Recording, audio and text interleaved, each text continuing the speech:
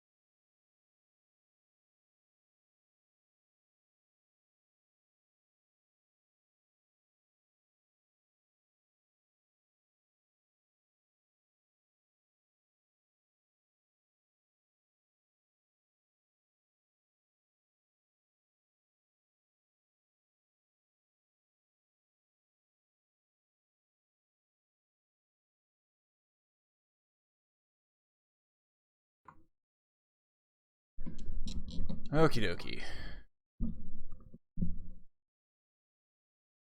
Ugh.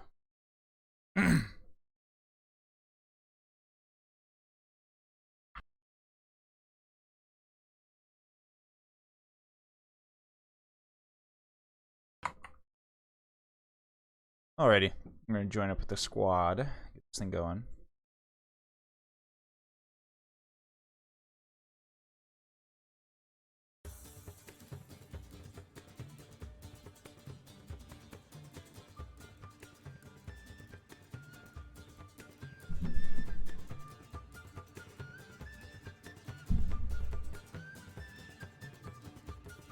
Wait, you were saying you had like some hesitation on it.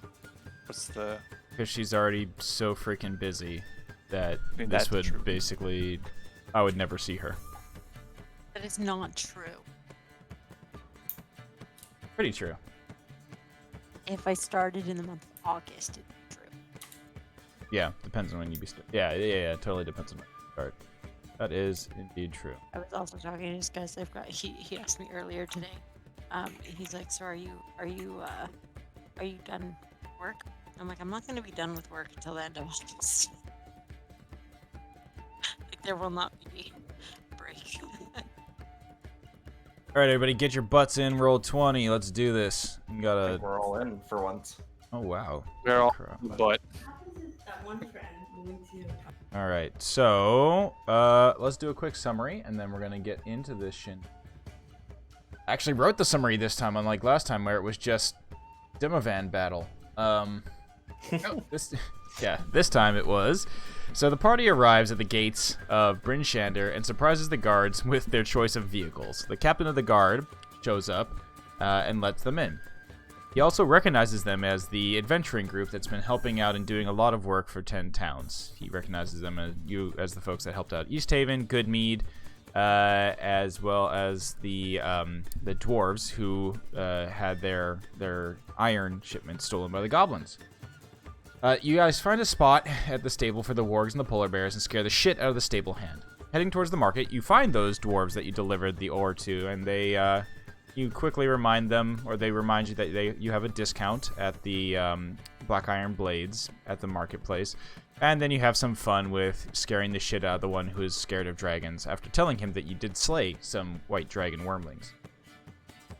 On the way to the marketplace to find this healer that Thad is looking for, you stumble upon some town guards examining what looks to be a murder scene. A richly garbed woman, and you overhear that she was a merchant, was murdered in this alleyway.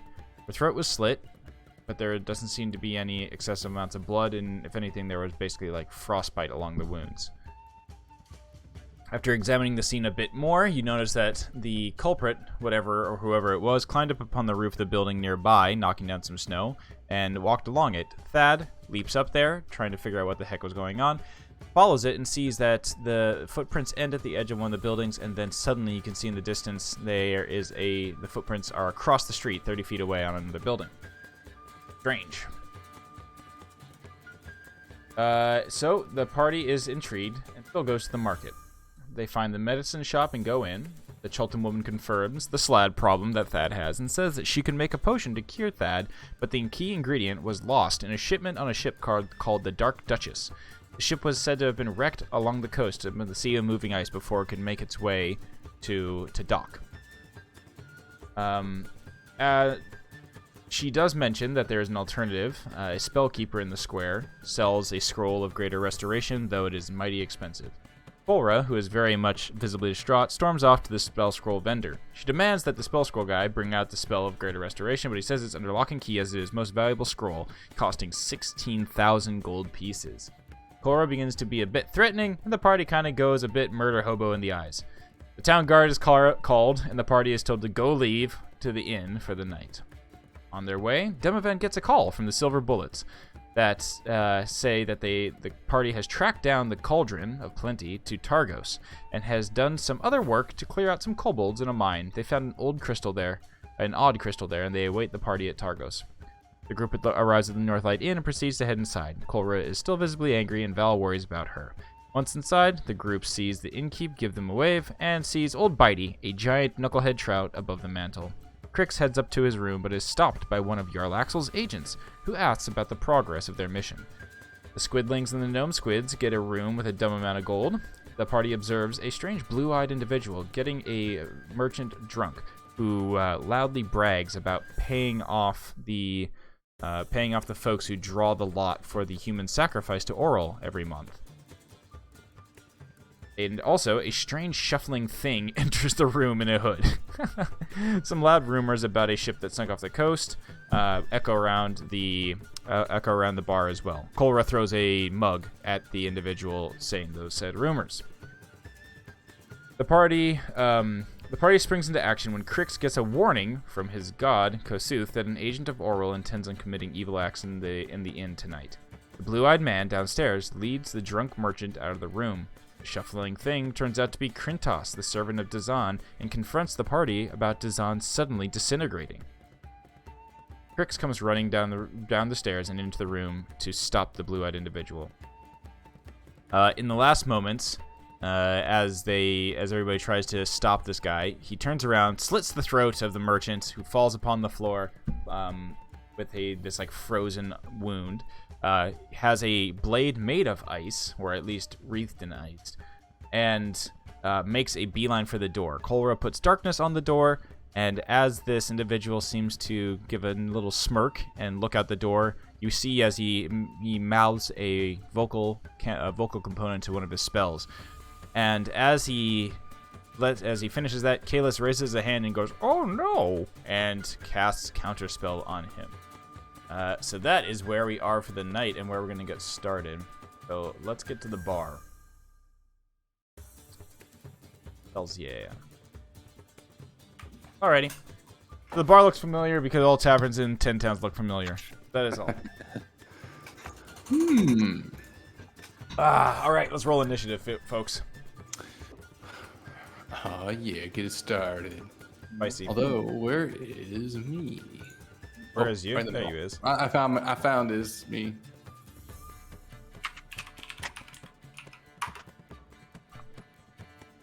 I will also say again, which is default, unless I say otherwise, I have Vigilant Blessing on me. Okie dokie. I believe. Alright. It's because it's no cost to it. It's like one of those things you just keep it indefinitely. Sounds good. Okay. So things are looking spicy. You got everybody? Oh, 5e gives you drones. Yes. Oh, I forgot to change my name. There we go. That's fine. Taking a second, it's not loaded my character sheet.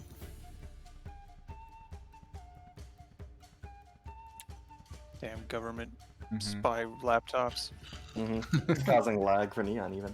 Yeah, and just to be clear, we still haven't had a true rest since the last. Correct. You've all healed me a little bit, but Correct. Just don't go running into the fray. I got a laser rifle. I know, yeah, everybody's got their laser rifles out. Oh, yeah. This bar is about to be shooketh. Jesus Christ. Some RimWorld stuff just show up into like a medieval bar with like space cannons.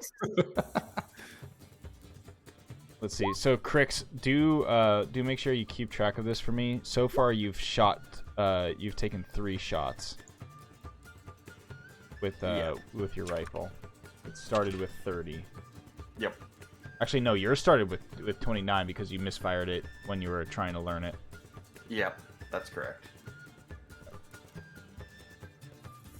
All right. Sort this out, and we'll get this thing going.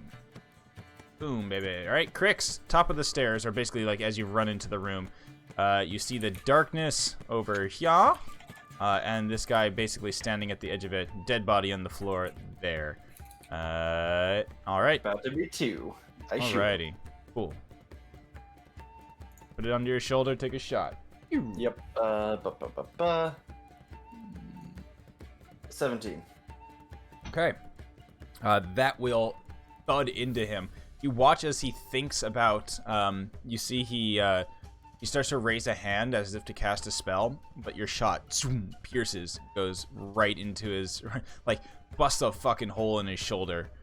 16 radiant. Very nice. The thud, yeah. And- Staggers backwards, but steels himself against it. His ice cold eyes look to you.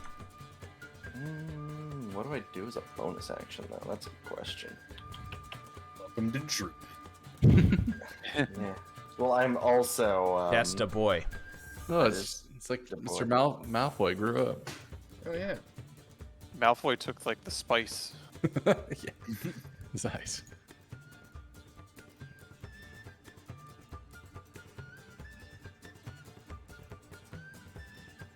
And I will cast Sanctuary on Thad. Oh, nice. How does that do again? As soon as he punch, he is it's combo. Oh, right. Never mind. Yeah, and I'm up next, so. I cancel that then. That's Okay, I no forgot worries. that it did that. Nope, not what I wanted. At a certain point, though, I'm gonna definitely have a spiritual weapon, but I'm not quite there yet. That will be good. Fuck, I've got nothing good. Okay, I guess that's it then. Okay, at the end of your turn, this individual turns around, looks at you, and you watch as with like a flurry of like frost, it condenses in his hand, and a small kind of like ice dagger made of ice appears there, and he will throw it at you. Please no. That's pretty rude. Okay. Sunk. A 12. That'll miss. Okay, so it Even thuds. better. It thuds into the wall next to you, Crix, and then immediately just like disappears. So, Okay. tag showed up there. It said Frost Nugget. And I was like, what is Frost Nugget? Frost Nugget. All right. He cast Frost Nugget. All right, Thad, you're up. The sacred blade. Alright, one thing I should know by now, but if something requires the attack action to trigger, it has to be literally attack action and not like a spell attack that has an attack roll. Correct. Yeah, it would say spell attack otherwise. Okay, Because attack and spell attack are two separate things. gotcha. In that case, seeing him straight murder this man, Thad's gonna do a jump slide across this table. Step Come on the over body to- of the murdered man. Oh, I gotta wash my feet. Okay, bad man. I'm gonna swing my stick at him. Yeah. Once that is the item, not the attack. I clicked on the wrong thing. One hand. Oh, sorry. So it'd be two-handed attack, but it misses anyways. Okay, yeah. So that actually does miss him. Oh, He okay, steps to the yeah. side, out of the way. Looks back at Clever you. moves. Why can't I do it this way? You watch as he will cast that spell. He suddenly he waves his hand up in front of himself, like brings it up, and you watch as what almost looks like a aurora forms in front of him, and your quarterstaff just thuds against it like an inch away from his face, and he gives you a grin, showing his teeth at you. I see you want to throw hands. All right, that's what we're gonna do. And I'm going to flurry of blows. Okay. I'm hoping it's just what I think it is, and I can get past this. 17. That hits.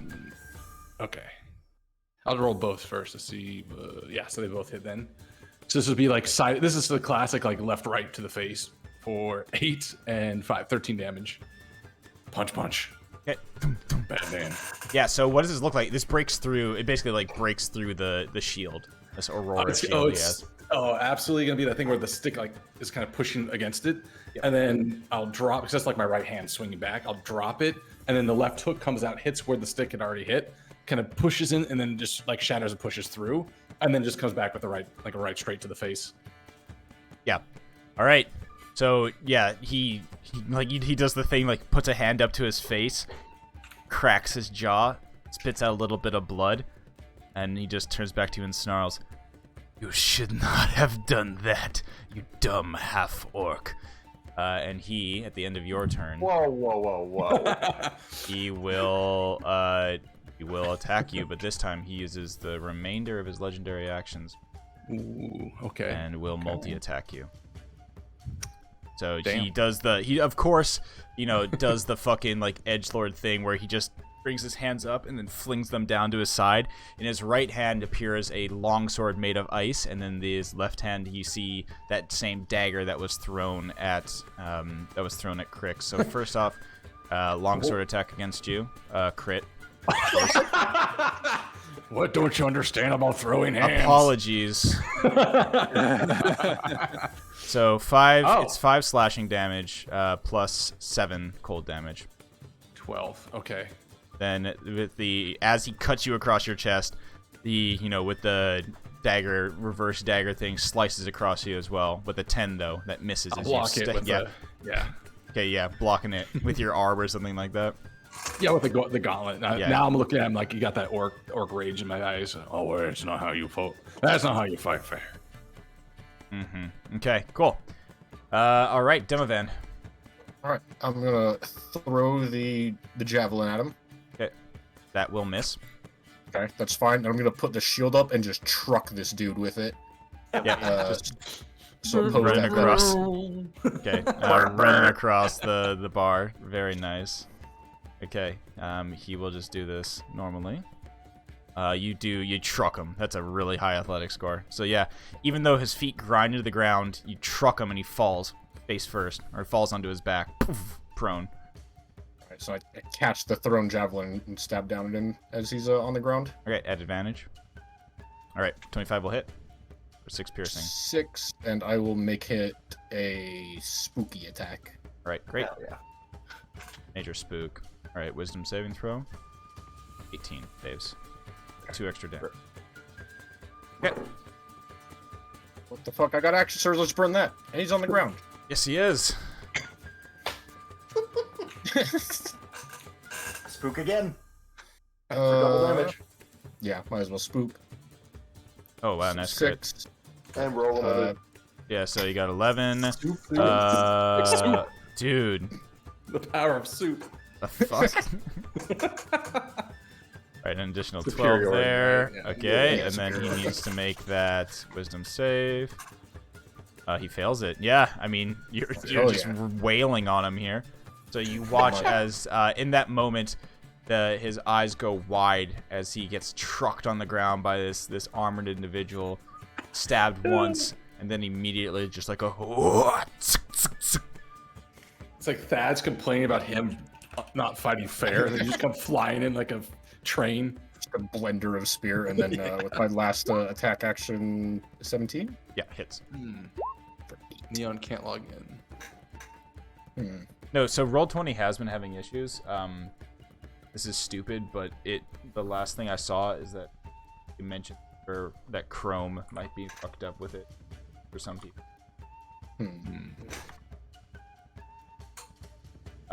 And that if you can use Microsoft Edge now. Yeah. I'd rather use Opera. Ew. No, Firefox. Ah, probably. Firefox is another option. Let me see. Firefox is legit. Let's see. Anything I'm looking on. Yeah, Firefox and Chrome are kind of equal with trade-offs. Yep. I'm just looking at that it was resolved or.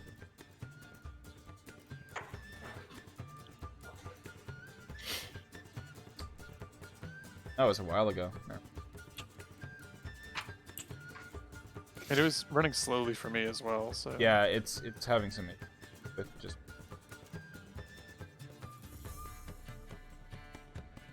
Okay.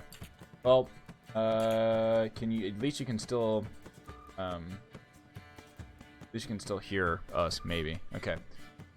At the end of your turn, Demovan, he can't do anything. He's used all of his, so he's just gonna remain on his ass. It's a good place for him. Ass boy. Yep. All right, we'll give Neon a moment. He opens up Opera. Opera. Yoda.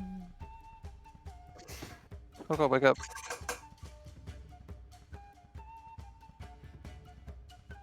See if he even gets a turn.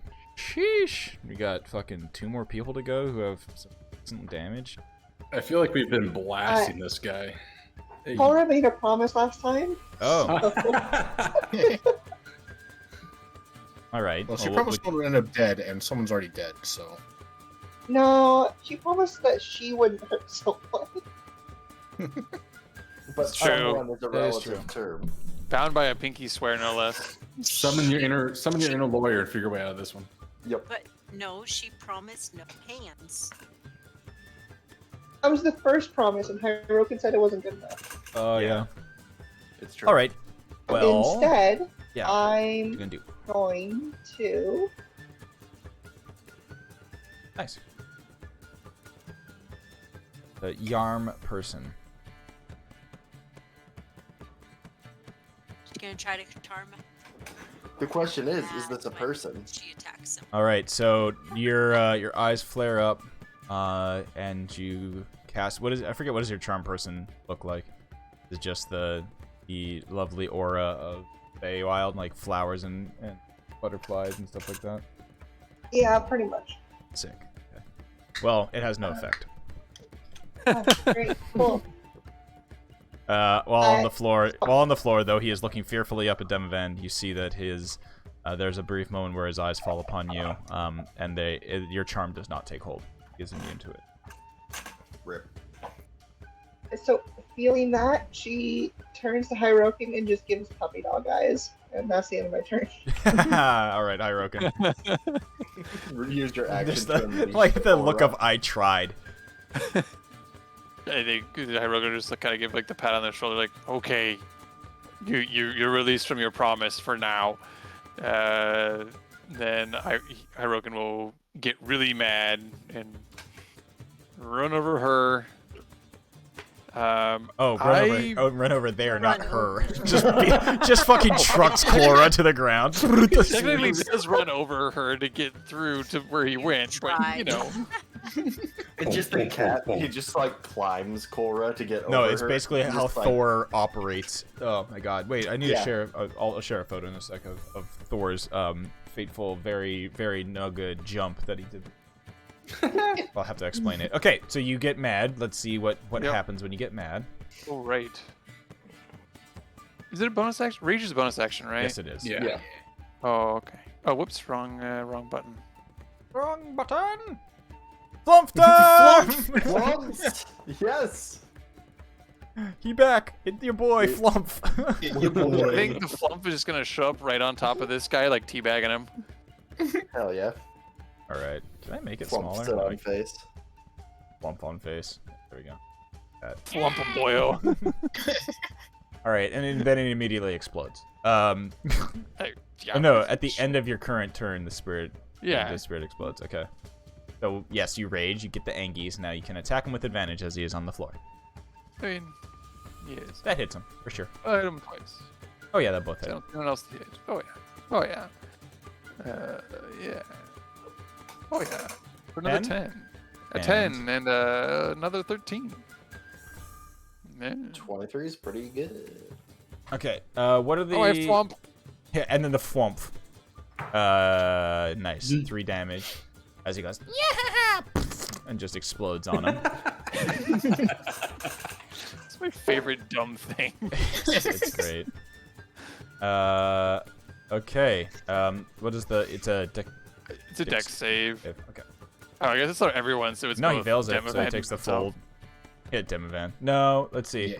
It does say at the end of each creature. Oh yeah, and Thad. Yeah. Hmm. What'd that do? It just you just need to 3 make a deck damage. save, Deck saver, you take or 3 take damage. 3. 3 flump damage. Ow. What was it, save? 14. So you get 3 flump damage to your face. Oh. Yeah, you just get a full. You just watch as Thad. You just get a full tendril to the face. This is. I swear to God. Yeah. You found me, bitch! Slap. How fucking terrifying would that be if in Breath of the Wild there's like a Kolrock or whatever those things are that like pop out and they're just like and just explodes. Awful. This holding up like a bomb, like a Legend of Zelda bomb. Okay. Stuff with nightmares. At his turn, on his turn, this individual, he and actually, I think at this point, I'll give you the, I'll show you what he look like what he fully looks like. He's basically Cyros all grown up. Kinda. With Yeah. a nice haircut. Yeah, the haircut's fucking whack. Gotta love it. Okay, so yeah, that's Sephic. Your boy. He is going to roll over, look around, realize that he is up shit creek, and he will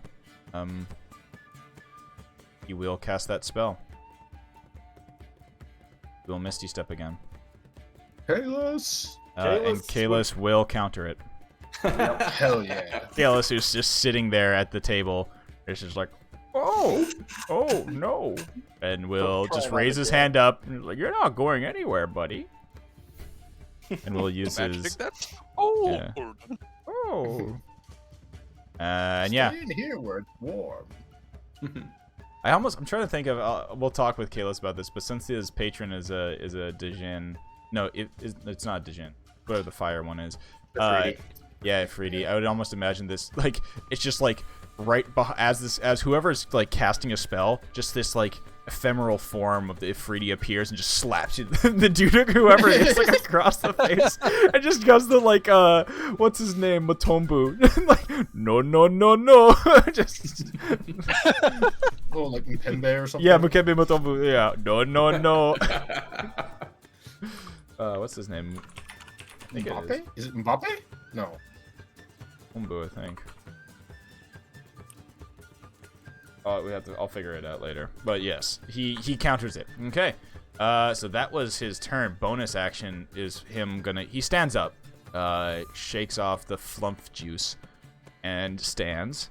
Let's see.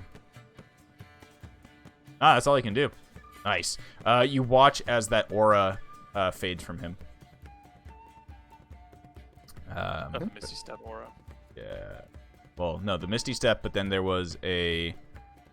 Yeah, you watch as the aura that seemed to make him a little bit beefier AC-wise disappears from him. Oh, right, his Aurora Borealis at this time. This is of year Aurora was down. Borealis. Okay, Yeah. Valhana. Does he not have an action? Aurora. He took a... Oh, that was the bonus action, was the Misty Step. Let's see. His action will be... I mean, fuck it. He sees Thad's pretty damn low, and he's a vicious motherfucker. So multi-attack on Thad. And disadvantage if he can see me. Oh yeah. Okay. I mean, I was trying to just like, 18. Fuck. For 12 damage. I go down. Wait, no, we had a short rest, so I do get half orc thing, don't I? Or is it a long rest? I think that's long. Long rest. Yeah, so I go down. Oof. Oh, not the flump. Okay. got And then son. he will stab you as you go down. All right, so that's Two death saves. 2 death saves. Yeah. Okay. Oh, even though unconscious, you just hear the And as a like note, you lived. And as a note, because it's the first time that we've actually had two failed, I'm pretty sure, like actual failed death saves. Yeah. We're going to be using the not permanent death saves, but death saves. Long rest. Yeah, death saves. You lose. Long rest will erase one death save. Okay. Okay. So I'll I kind of like that. And it allows you. So it allow. I don't know. It's an interesting way that it would allow somebody like Thad now to have some interesting role play about like you're walking around with like a kind of like a festering wound now, as well as your slad. It's something that's like it'll be an injury that there will be options, and we can go over them at the end of this fight about how to get rid of it. But it's one of those things where like across the plan. no, and it's an interesting thing. Like how does Thad react now when going into battle, knowing that he has one death save or something like that, or one failed death save. Okay, Valhana, you see Thad go down, and then immediately this guy drives a dagger into his side. The ice dagger. Both of them disappear in his hands, but yes. All right, Valhana. Oh, sorry. I thought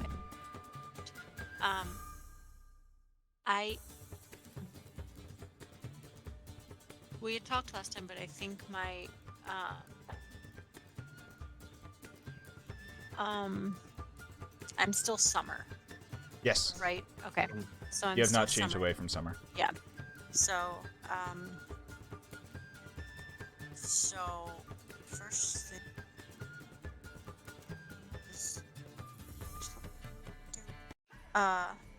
okay.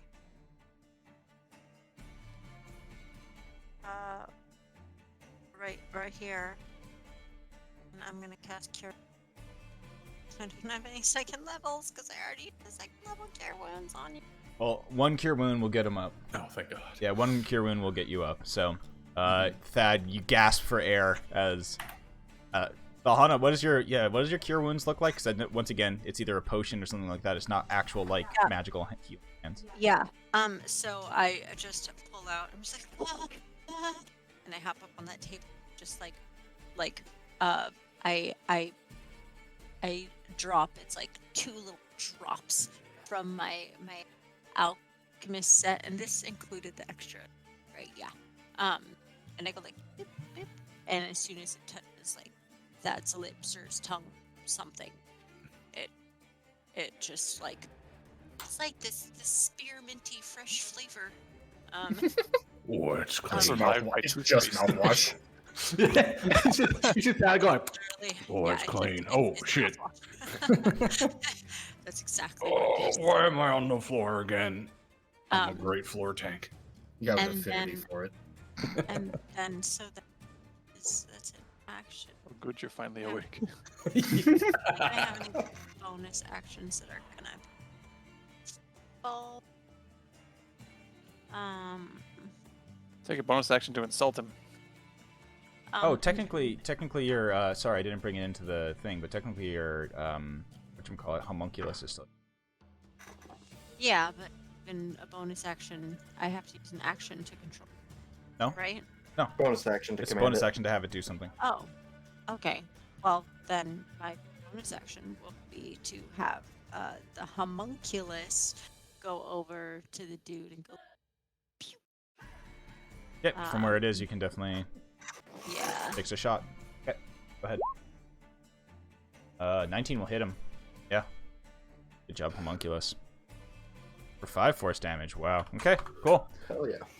All right, so at the end of your turn, his eyes, you can see that they start to panic. He looks up at Demovan. He looks down at Thad, who he thought he had slain. He looks out through the darkness out the door, and he will cast his last Misty Step. And he heads out the door. Wait.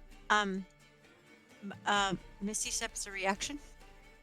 No, he uses. So I'll put the thing here. He does use this. He spends 2 of his legendary actions to cast a spell. So he was able to see but- through the darkness.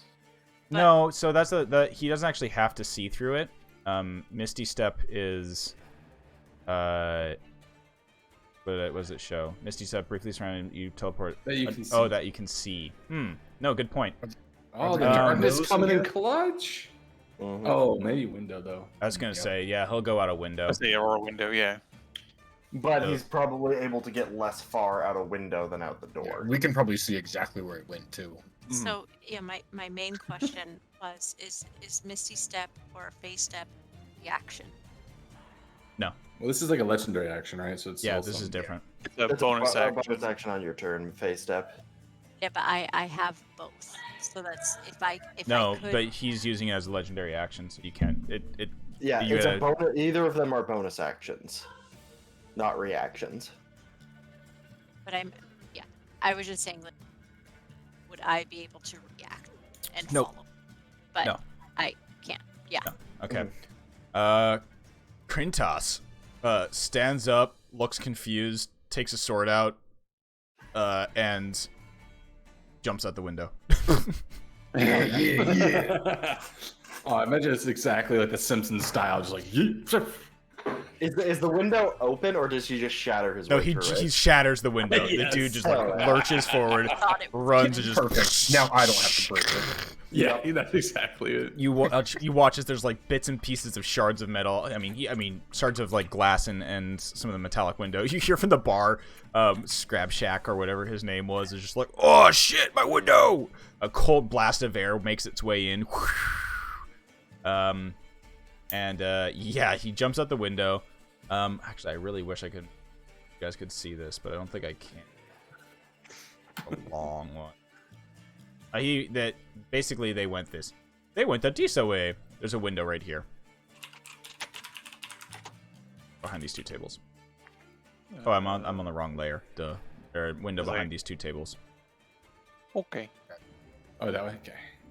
And actually, you know what? I had big degaff moment, and I'm just gonna delete an entire wall. Hold up. Oh, it's not an entire Oh, wall. yeah. It's just this wall. Boink. There you go. Hell yeah. So now you can kind of see where they are. Excellent. All right, so they're out there. Krintos takes some nice. He takes 4 slashing damage as he makes his way through the window. He fucking just goes head first through the window. Actually, what's that? Yeah, exactly that. Yeah, both of those are both exactly the ones I was thinking of. Krintos just leaps out the window. And he will reach out and take one. He draws the longsword, so a one-handed longsword attack against the guy, which will miss. And then he reaches out with his free hand and tries to grab at this dude's neck. 14. And Sepik will use a second shield and deflect that. So Krintos just like reaches out and just like the force, this Aurora shield pops up again, and you see his hand just being like held back against that. All right, then Sepik will use another legendary action.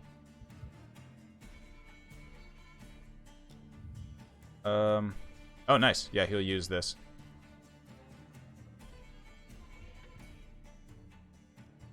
Oh, fucking run. So Yeah, shadow word kill. exactly. Yeah, Or he just power cast word shadow kill. word kill. Oh, word kill. Okay. Kalis will stand up from where he is, and ironically, once again, I'm gonna move some stuff. Even though he moved that way, he's right outside the window right there. So, oh boy. So I could imagine that at this point there's gonna be some shenanigans about to occur. I'm gonna put up some walls, general, right here. A semblance of it indoors. Okay. Okay, great. Perfect. Love it. Good. Kalis is going to look out that window and oh wow, no more spell slots for Kalis. Poor Locke. It's fine. He has Eldritch Blast. He doesn't. Well, does he actually? No. He doesn't. Okay. No, never he's mind. a warlock who refused to Yeah. take Eldritch Blast. But that's right, okay, that's right. because he still does have a firebolt attack, which is a 21. Holy shit. Damn, Yeah. Kalis. So that, like, Kalis just stands up, does the old man, like, hands on the back. Oh, he's outside. How do you get It's out gotta there? it's gotta be that underhand old like granny toss with the fireball. Colby, and then just that's and we'll blast God him of for 11. accuracy. You watch it blasts through the Aurora shield that he has, breaking through it, and thuds into him. You watch as the fire wreaths around his clothes, and he like immediately once again has that like fearful look on his face as now in a panic he looks for a way to escape. Crix. How far away is he from the building? He is 5 feet or 10 feet away from the building where, but he's basically just south of where Kalis is. Oh, okay, got it. One of he's these out- windows is broken. Yeah, I one of get these it. windows is now shattered. Okay, so in that case, let's see. I can go here. Yeah, just go there. Yeah, And then and you literally could just like look out. That's the shattered window. So okay, so that's the shattered one. I thought it was this one over here. Over here. no, that's the one that Krintos jumped out of, and then Kalis Okay. just Yeah, there's a shot lot the of whole, property damage happening. just shot the shit Okay. out of that window. Okay, in that case, I really don't want him to get away, so we're gonna cast Scorching Ray at 3rd level. Gatling gun boy over here. Yeah. Well, that window wasn't broke. Now it is. Yeah, so let's see. 1, 2, 3, I 4. think you're good. I think. Holy fuck! Yeah. So you watch out the window. This guy Sepik, he's like looking around, eyes panicking, the blue in his eyes starting to fade away, and yeah, you just reach out the window. Does a 14 hit? You reach out. The You 14 reached out does and not hit. torch someone. Okay. So 39. Yeah. The first two, 18, nice. That. So the second one is what takes him down. That third one, do you just still send it into his limp body? Oh yeah, absolutely. Okay, so You're yeah, gonna there's just cremate him that and- slow-mo moment of just like, The first one thuds into him. He staggers backwards, and then the crit comes, which is just like an even brighter, more burning, searing ray or scorching ray, and that one just catches him right in the chest, flings him back against this fence that's here behind him. Then, as he like goes limp against that fence, that last shot thuds right into his face. And Hits I'll the use my ground. last 5 feet of movement to step out the window. Give me. I was gonna say, if you do it carefully, you can avoid the shattered window pane and the glass on the ground outside, as you can see. This glass ain't tempered, baby. I kick the glass like away with my boot before climbing over. Mm-hmm. Oh yeah, like clearing the window frame. Yep. Yep. All right, excellent. So, with combat over, this guy lies there, his head limp on the side, dropping the darkness. Okay, so darkness gone. The door. No, the door was not open. Okay. Yeah. So the bar, which was quiet. I mean, and this all happened in this course of under 10 seconds of course here. From across the bar, you hear the patron, Mr. Why am I blank? Fucking name. Scramsack. Yeah, I think it is Scramsack. That is his name. Yeah, it is. Yes, Scramsacks. He calls out and goes, "You owe me a windows. Well, he points at Kalis, owe me that for that window. And where'd the other guy go?" And then you just see Krintos outside just walks up to the window.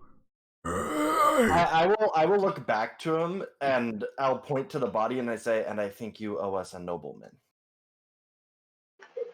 Wait, we're going to keep him. I would just like to point out that this snow cloud is moving here. Pay no attention to the moving snow cloud on the ground. You know what I mean. Krintos moans and goes as he pulls himself back through the window. Thad, while he does that, Thad does the Kylo punch to his wound with his hands. I feel that, buddy. And I'm going to use... Krintos takes 5 more slashing damage from... I was, he walks up to the window and then just falls forward through it. Yeah, exactly. Just... Oh, key points. Nice. Yeah, so I can heal myself. It's a D6 at this level for martial art dice, so... D6 healing. Yeah. I misspelled somehow. D6 is hard to spell. I got 4 healing. Okay. No, 2. You need to... Oh, roll a martial arts die. Okay, yeah. Yeah, so it's not a lot of healing, but it adds up. Yeah, I will come up and touch you and pump a third level. Okay, sure, fine. Yeah. We're gonna take a nap soon. I'm really hoping at this point. Yes, but It's just still in case. Oh, I think the entire world's out to get me, and I have to meditate on this. Another 20 for you. I like to think too that that I'm actually full health. Crix's cure. Yeah, nice. Dude, what the hell? You're just swinging back and forth. Yeah. It's gonna die from whiplash. Yeah, so Crix's healing cure wounds is probably feels very different from Valhana's, which was like the potion. And Valhana's is probably a nice warmth. Mine is searing pain. Yeah, that's gonna leave a scar. Okay. A nice tummy warmth. Bitter. You're cauterizing it. Yep. I'm providing the minty freshness. I probably have a variety of cauterized wounds around my body that this is how it's happened in the past. Yeah, no, you're just you're all like sinew and scar tissue at this point for a lot of times. I mean, I imagine a monk. I can imagine a monk very much would be that way, very unarmored. Half of your armor is the a fact monk that of a fire monastery. You're still, learning your training. You're taking the blows, sort of thing. Yeah. So this guy lies dead outside, or at least you watch as the blue fades from his eyes, and that's and actually, Crix, while you were out there, you noticed that the tattoo that was on his neck that I failed to mention in the recap, the tattoo glows for a brief moment, and then disappears. Got it. So, important bit of healing the guy who keeps going down. Done. I'm going to go outside and I'm going to burn his body. Okay. I think you already did. Not completely. Yes, but I'm going to burn it more. All right. So, Kolra goes and berates the bar owner. What is she berating him about? I'm kind of confused. About letting a murderer into his establishment? Yeah. Oh, I- for saying clap back we on the own for Windows. Windows. Oh. yeah. Well, he looks to Kolra and says, "Well, not you. That one. And Hey, Yeah. yeah. there is somebody dead in the bar. I know." And And that's when you see Thad kind of lean over, checking the wound, seeing if there's any chance if he's still alive. But clearly, he nah, looks this pretty guy. fucking dead. Yeah, the amount of damage done by a coup de grace on this Wow. dude was. Not even flex tape could bring him back now. Yeah. The amount of you punching him could fix that, Thad. I'm sorry. Try mending. Let's try this. Start punching the corpse. Bad flex tape is just like the like wraps that go around his biceps. Yeah. I'm that, and I'll do mending. Okay. Let's go. Mending does not help at all. But mending would help with the windows. Oh my god. Oh yeah, because it's like up to 5 square feet, right? You can do it over time. Wait, you think that means I have to actually use it like for something real Po- and can not you just trying to fix? can you post the Functional spell? bedding? And this is Functional when I'm sorry, this is the perfect moment for this. I'm sorry. So the bartender Scrimsax is like, "Hey you, old man, you owe me a window." And then Kalis goes, "Ooh," and goes zoop and disappears into his lamp.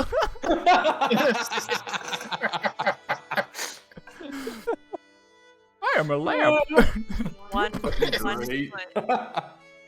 So mending, yeah. Tearing an object to the broken chain link, have the broken key, torn cloak.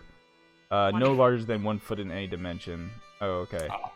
Yeah, And you can cast it multiple times and reconstruct the window. Yeah. But I'll Mhm. also Being that is a it'll rigid body. be like a stained glass window mhm. because I'm forming like pieces. Oh, it's like that. What's that Japanese technique of using Oh, gold? where they put like the gold. Oh, yeah. Yeah. It's like that with the window. All right, so a brief. You look over to the bartender or to the innkeep owner, Grimsack, and you repair the window. Looks back. I'd really love for this to be like Val's trying her damnedest to use her alchemy skills hmm to mend the window, Oh, and yeah. it's just not working out in favor because it's only time, right?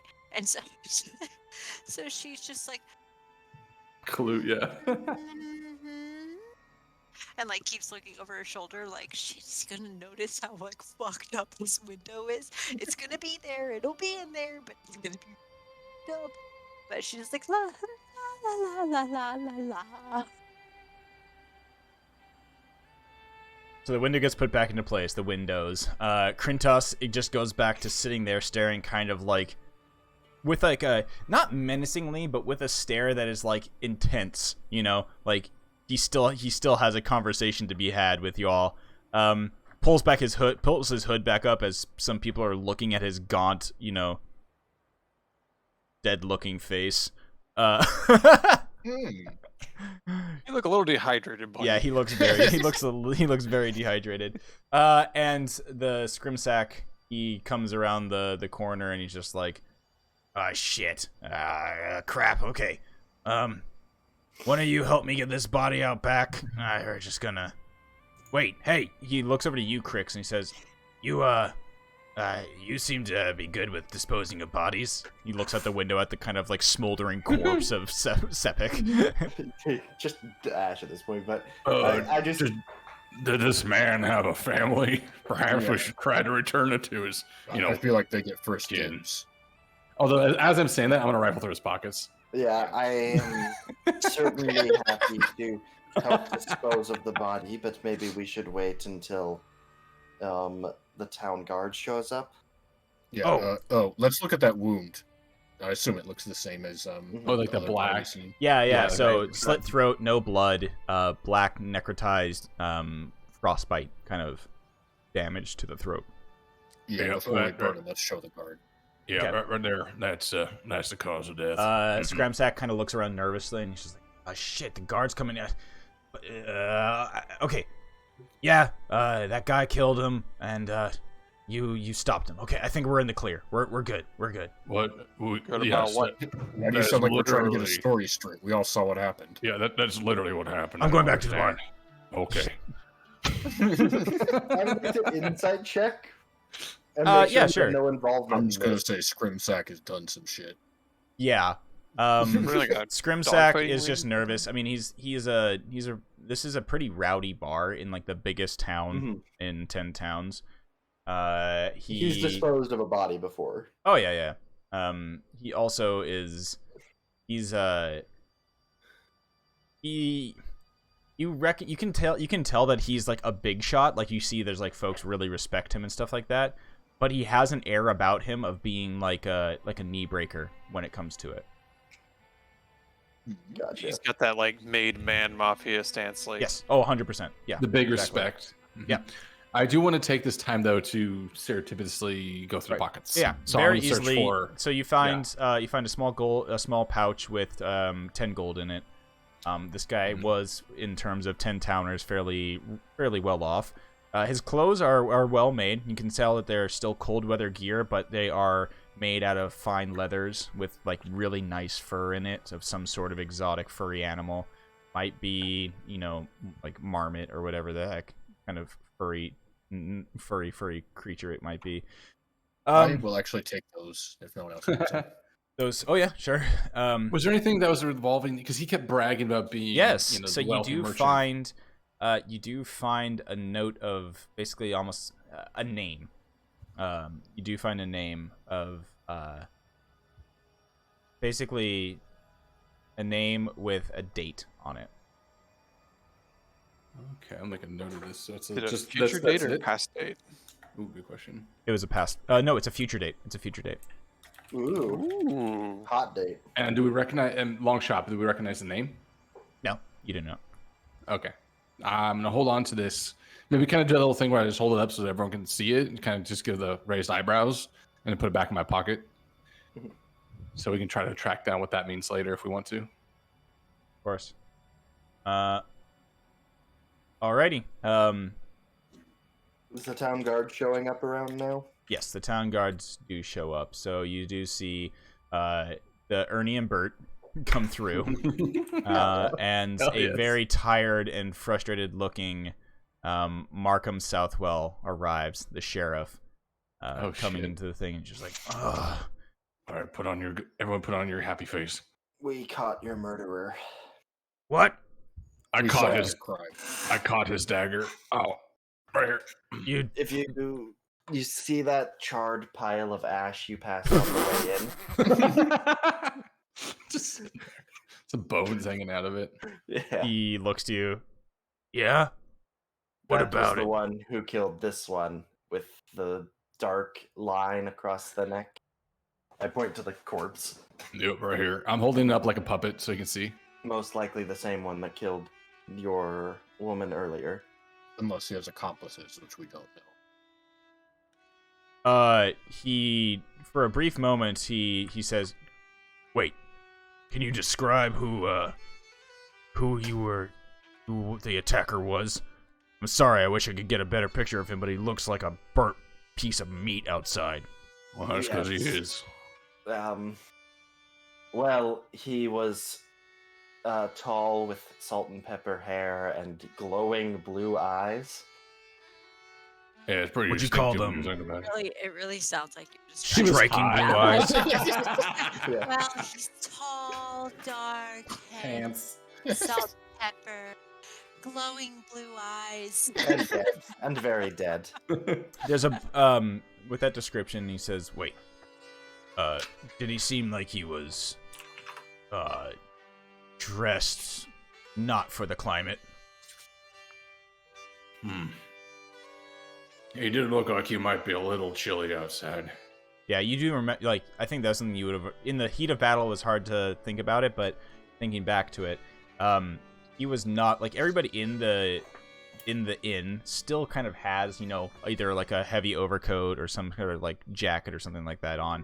He was in what looked to be like summer attire, Yes, not he like was tank tops and stuff, but you know what I mean. He was. He was dressed like someone from Washington in the middle. Yeah, exactly. Yes. Also, this is going back to end of last session.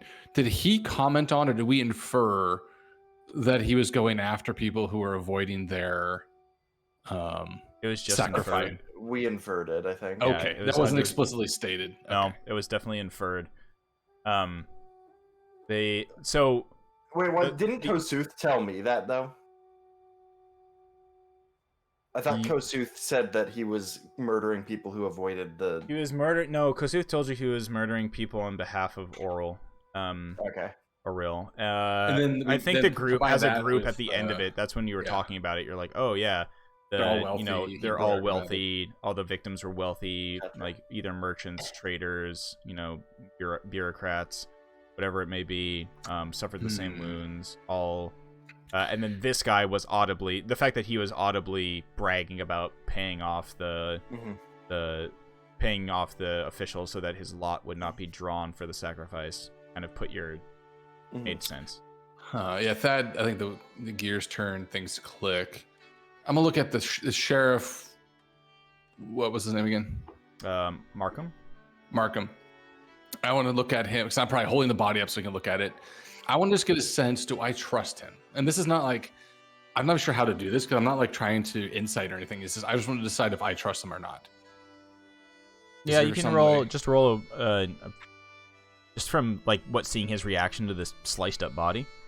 And really more of Thad, because I don't want to just make a decision here. I want the dice to decide for Thad here, whether he trusts him to Yeah, ask sure. him something or not. Roll a quick wisdom save. Wisdom. He is technically the government. Can't trust him. Yeah, you trust him. Yeah, so I think as I put the body back down, I'll kind of look around. I'll lean in conspiratorially. Sheriff, I think we found something on his body in the conversation we overheard. I'll take the note out. Yeah. He was bragging about being able to pay off to avoid his conscripted sacrificial duty. So yeah, the name is Silas. Silas. Silas. And I went he to school he with Silas. yeah, so he looks at that, and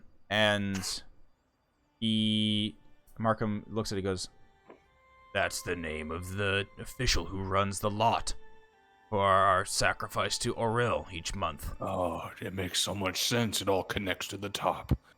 And then he I think all looks these at the people are he looks at the date and hanging says, "That's the date for this month's sacrifice, or at least this month's shit. drawing of the sacrifice." Well, How many days away is that? It's a ways away. It's like 15 days. Okay, it's not tomorrow. I'm still leaning into speaking softly. I think you have a conspiracy in your midst. If we weren't busy with other such things, I would be all about getting to the bottom of this. But if you need some help, I can help connect the dots. He will. lets out a Give him long a- sigh, and Markham looks to you. It's not surprising. Bryn Shander is one of the wealthiest towns here in 10 towns, and well, there are just individuals that have the means or the money to influence the lot. Not much I can do about it. I try to make it as fair as possible. I'm not a fan of our sacrifice, but You know, I try haven't to given make it it. two We try to thoughts, make it but, as fair as possible. He yeah, that he sounds takes the pretty shitty. yeah he says, "May I?" and he asks for the note. Yeah, of course. Here, you can have it. I promise I will investigate this. We weren't sure which official it was who was taking the names out of the lot, but this is a good lead. I promise we'll look into this to the full extent of the law. If you Perhaps and I look every- at that one, I'll just say real quick. And if you need someone outside of the full extent of the law, you know where to find us. Well, maybe not. We'll be out gone, but He nods. He says, even "We'll though take care of this ourselves. It's our problem, our city." Perhaps every name in the next lot should be Silas. He laughs. That is a novel solution. Would agree. what if you just stop sacrificing people? Is that something you could do? It is I not don't- my call. I'm not a fan of it, as I said.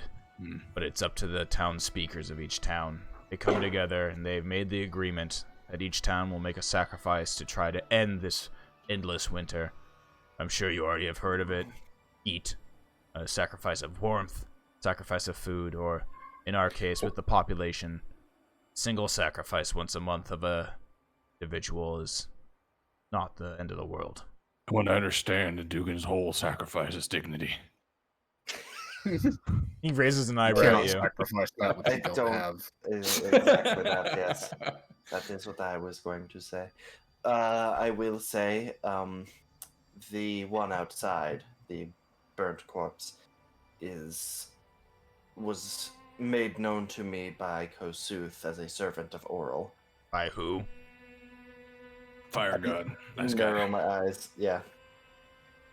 Right. God of fire, but he is the god which I serve. But Ah, that oh, is not okay. important. You can But tell what is important- he immediately gets like an air, like he's a military,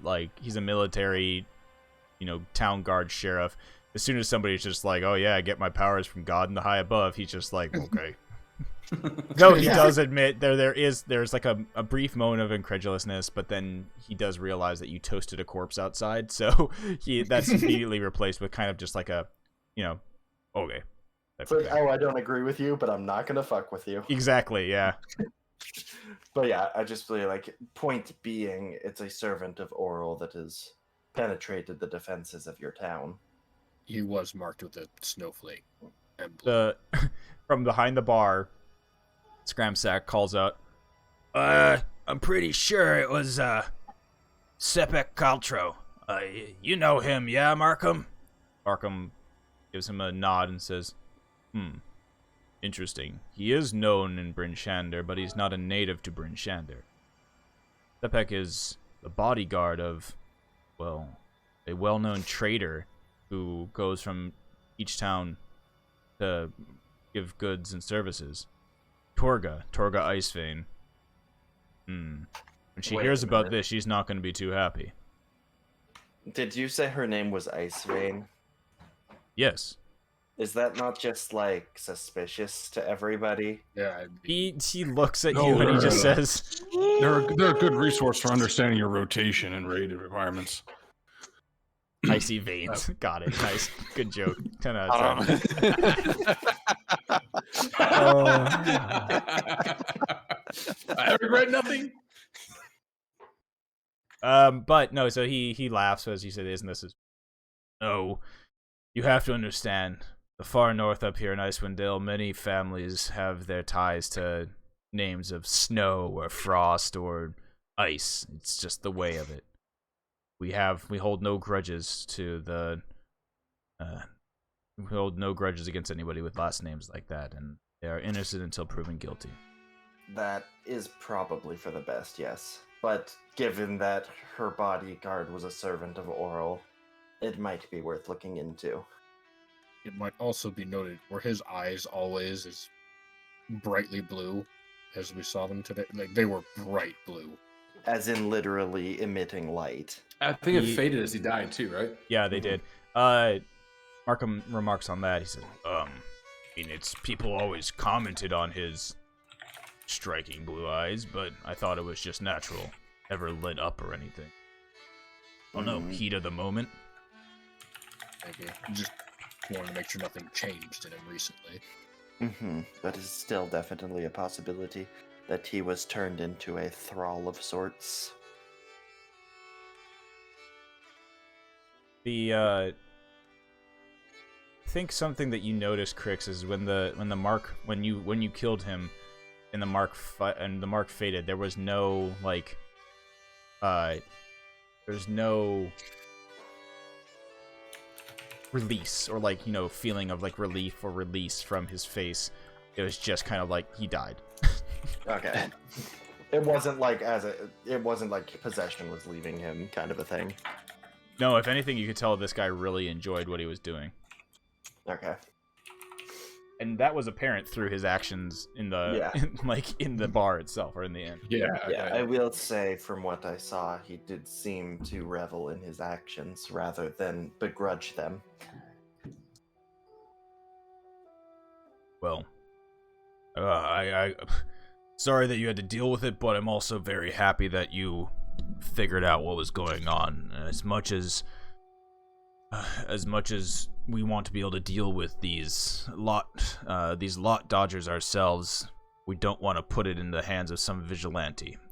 So many thanks. And if you have already paid for your rooms here, I'll talk to Scramsack and have it be on the house. The Brinshander City Guard have got you for the next few nights, or however long you're staying here. Well, I appreciate it. Nice. I feel like I need to sleep off a couple of close death encounters. You're oozing. I He seem to be looks. doing He that more points often. at your side where there's just kind of like, bodily How does look down blood. like? Mhm. Yep, I need to get a new wrap. Okay, I'm gonna go do that. I think with that, Thad's gonna head unless it's late, right? We're not doing. Oh the yeah, rest. no, He's it's nighttime. Yeah, you arrived here in the evening, and this has all happened. So yeah, no, it's Oh, he'll just on the way. He'll go to the bar though, ask for a bottle of the cheapest, strongest whiskey or whatever they got, and take it to the room to clean out his wounds and drink. with whiskey, Ooh. you wild man. We're Wild West in this shit. Yeah.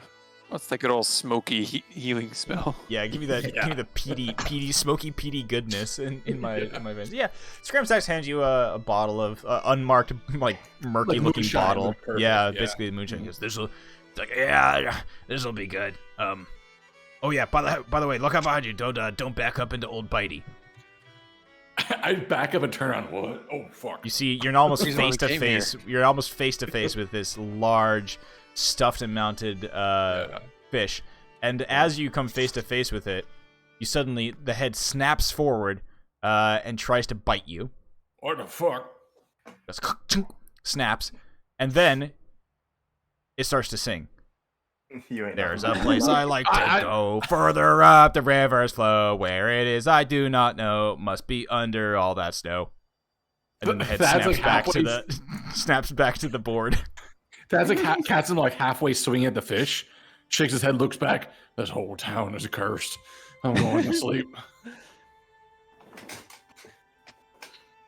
So I'm retired that from was that. wild.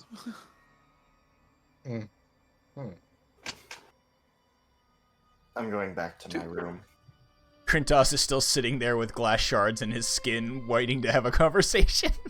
Krintos, you got something you wanna say there with your Yeah. crunchy hands? Crunchy hands. What happened to Zan? You tell us we left you with him. You leave. Zan go back to work, studying books on Fallen City.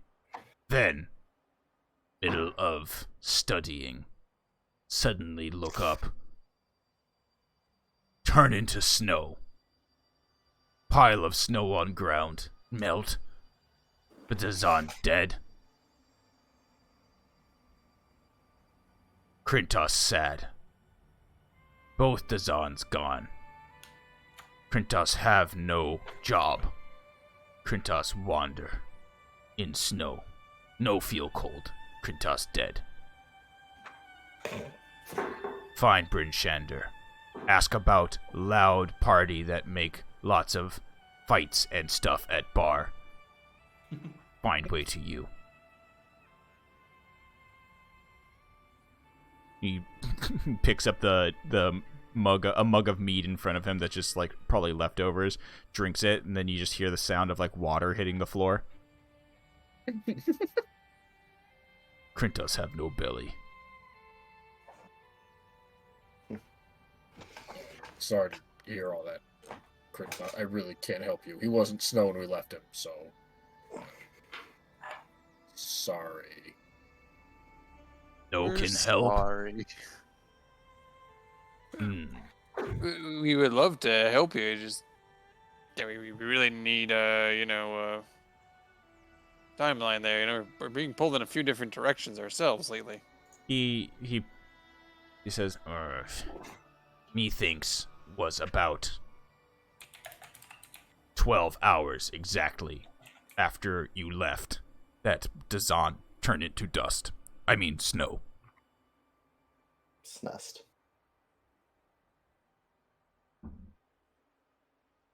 But me still feel grateful for help. Maybe Krintas can be of help elsewise. Here.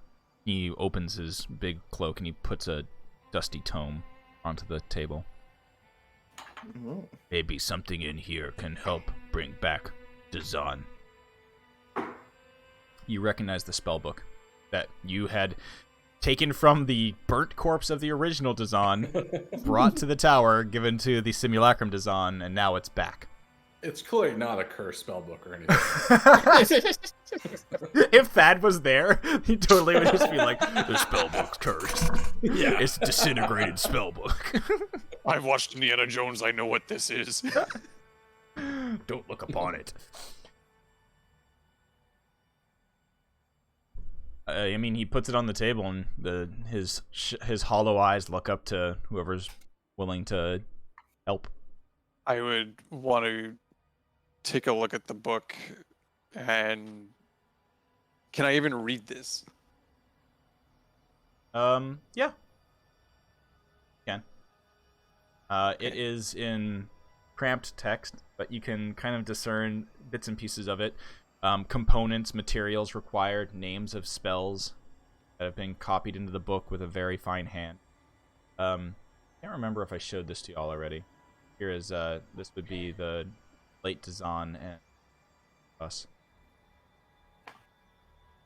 Rest in peace Yep. to both of them.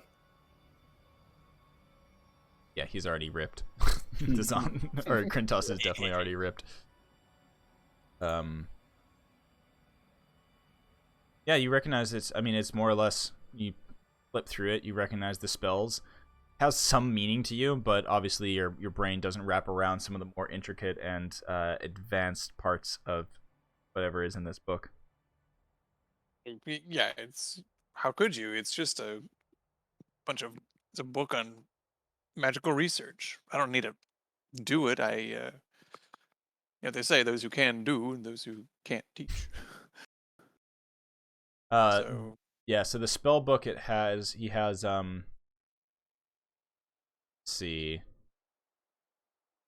The spells he has literally prepared. used that example when speaking to the admissions officer this afternoon for that program.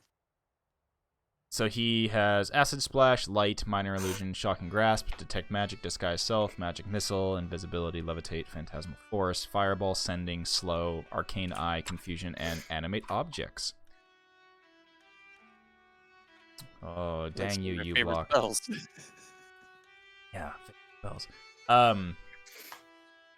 As you're kind of looking over the spellbook, Hyrokin, you hear the shuffling of footsteps behind you as somebody from one of the tables in the back gets up and starts walking over in your direction. Demavand and I think folks definitely recognize one of the figures because it is a wobbling, teetering figure in a very tall trench coat. And then Three bulges inside of it, I would presume. And then walking next to it, you see the gray-haired woman with the eye patch that you've met only once before. And she looks over past you and sees Krintos sitting there, and she just kind of has like a sly smile across her face, and she says, "Ah, well, look who it is. A Krintos without the Dazan. How unfortunate. What happened to your poor master?" And you see Velen Harpel walk into the room. What? Oh, look at that! Is that his spell book that you have right there? Krintos immediately like, no, grabs it, pulls it across the table, sticks it in his rib cage. No. Well. Oh, nice to see all of you here. Oh, sorry. She points at behind the table, and the wobbly tower of kobolds like teeters its way over there and just kind of like plops down. The one at the top just like poof, like lands on the table as they lose their balance and scrabbles and straightens themselves back up. You definitely just see the little kobold face sticking out from the middle of the trench coat. So, you have been making quite the names for yourselves. Been hearing your victories being sung across all of 10 towns.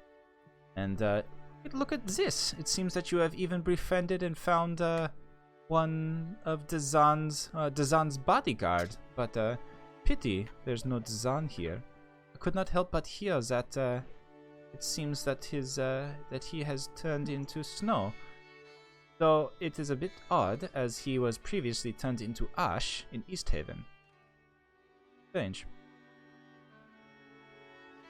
Is that a normal thing for you magic people? Like, I don't know what the process on that is. If I was to put a finger on it, just from my very quick, observations, it seems that he found possibly his simulacrum.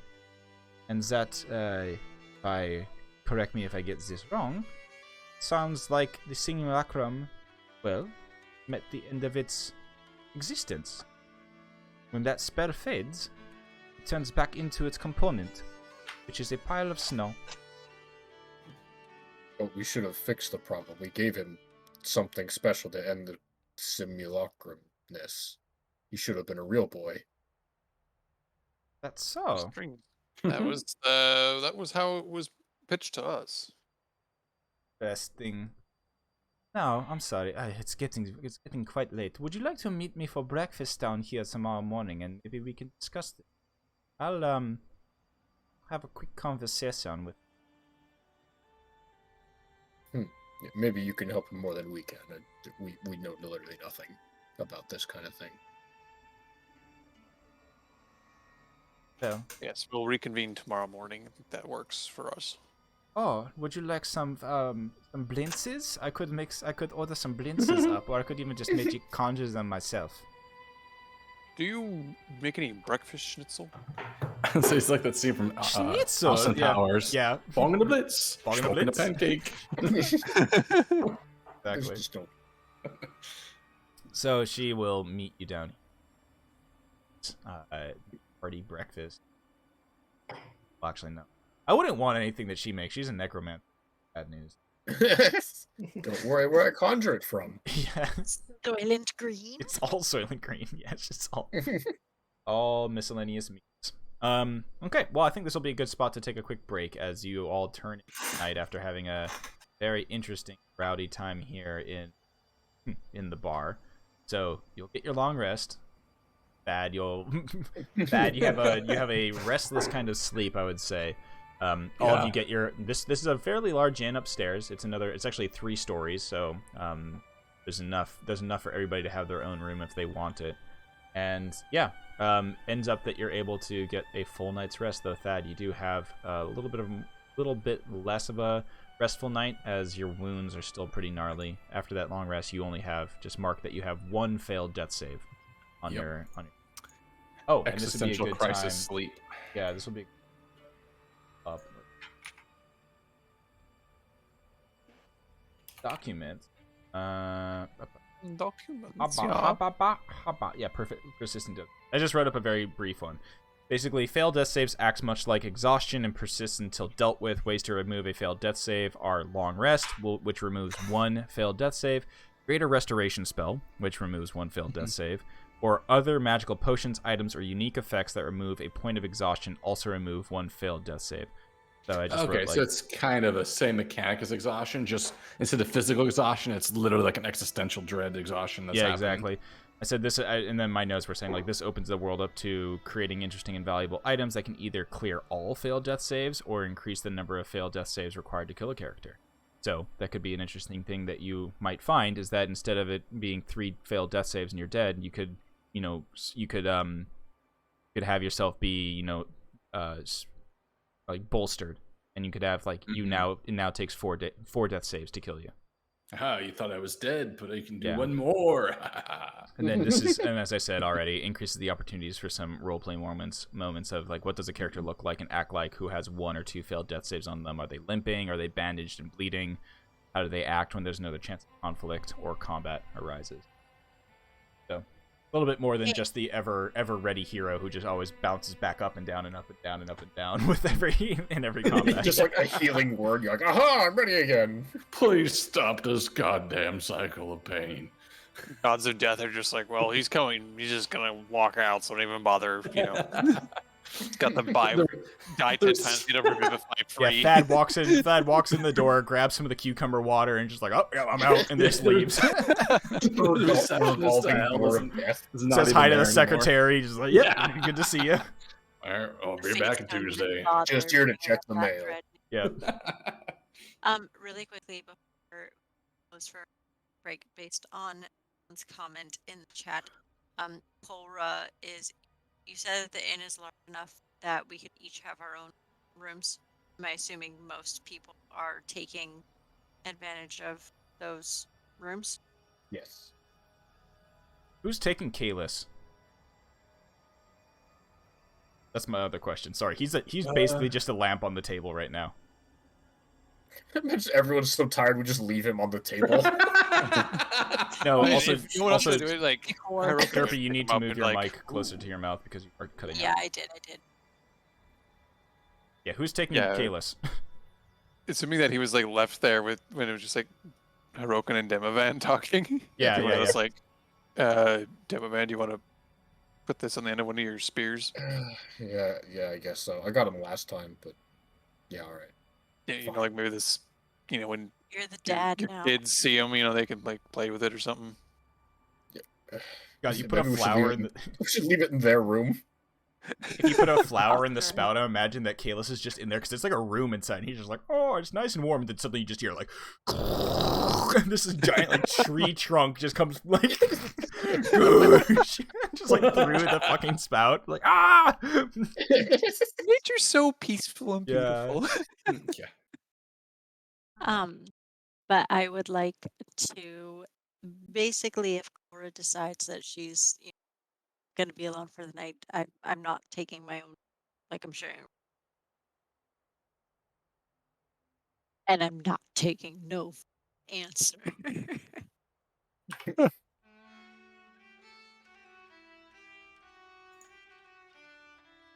Did I cut out? Did you guys get what I said? I'm bombarding your room, Cora. Oh, just like outside the door, like, Aura. No, I don't have my own room. Whenever the decision is made that like, okay, so what are we doing for rooms? Like, oh, I'll take my own room. I'll take my own room. I'll take my own room. Val's just gonna be like, I'll bunk with Cora. I'm imagining it's like college dorm rooms where like everyone's trying to sleep and someone's just out in the hallway just slamming on someone's door. Yeah, It's causing a just- scene. Okay, so actually, if you want to have, we can have a discussion about what happens if we're going to talk. We can. That's a great thing to have after this break. So, we can take a quick 10-minute break, and maybe we can come back and have a think about what Cora and Ohana spoke about. what you've done. Well, you guys can think about it on the break, but we'll catch up with that, and then we'll have a nice little breakfast in the morning with the one Ellen Harpel and her lovely kobold tower. All right. Take a quick break, 10 minutes, we'll be right back. Okay. DRB. 10 minutes. Boop, boop, boop, boop, boop, boop, boop, boop.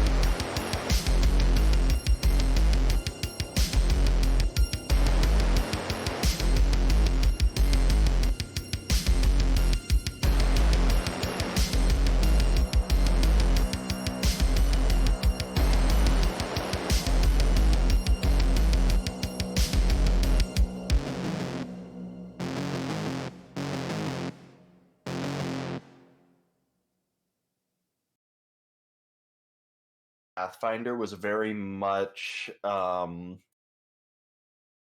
like I felt like there was things I wanted to do, but I had to read like a paragraph to figure out how to do it.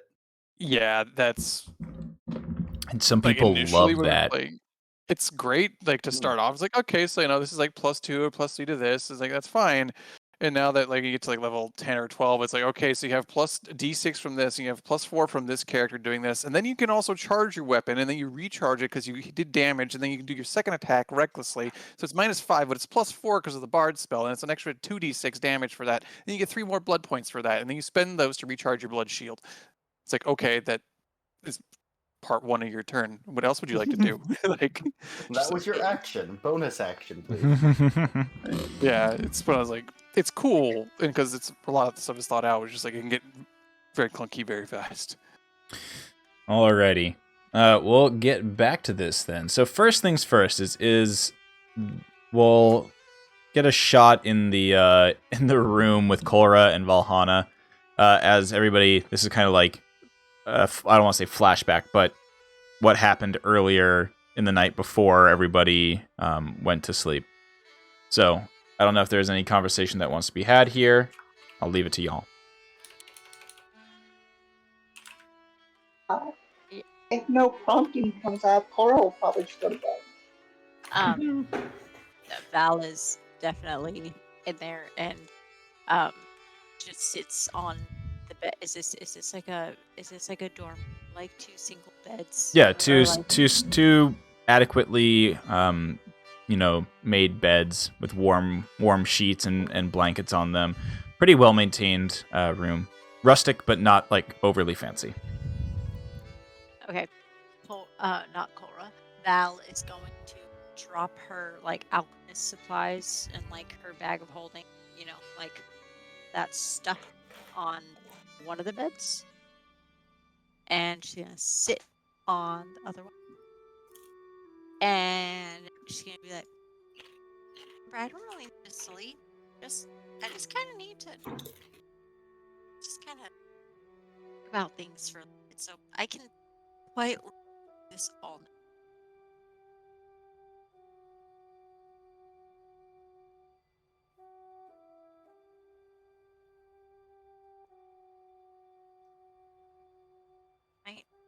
I'm, as in, I'm cutting out.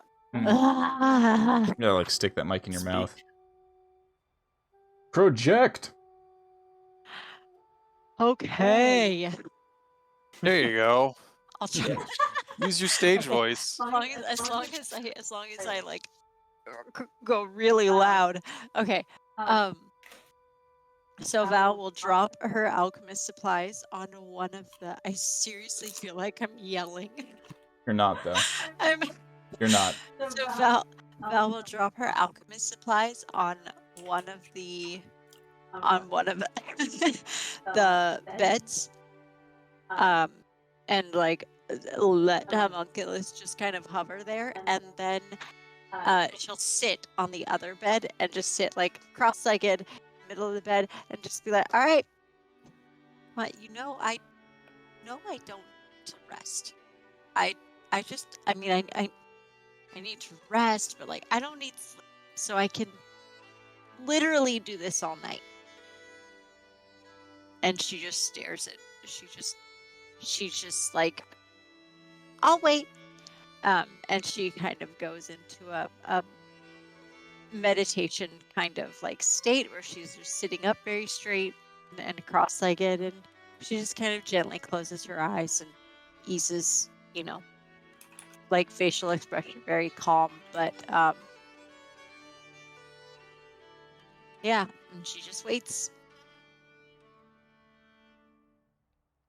Cora kind of like pinches her nose and just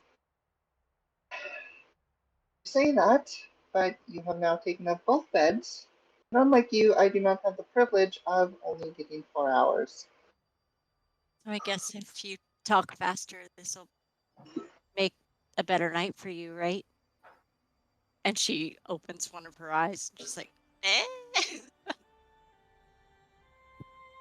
Do we really need to do this now? If you haven't noticed, today has been kind of a fiasco.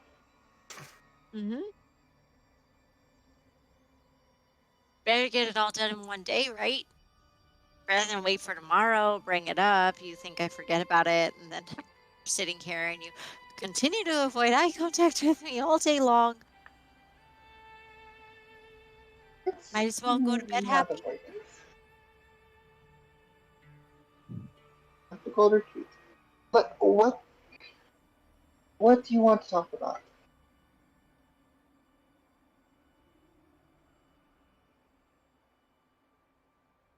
Cora, you've really been acting like I don't exist all day long. That's not true. I. Val's raising Trails her off. eyebrows and kind of just like nodding, like, oh. She doesn't say anything, but that's like the kind of like nod that's happening.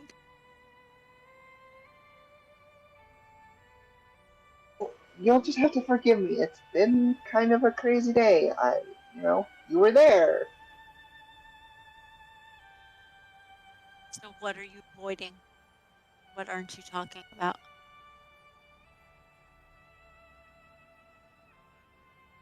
Are you trying to crix me right now? I'm not Crix. What? That's not fair, Cora.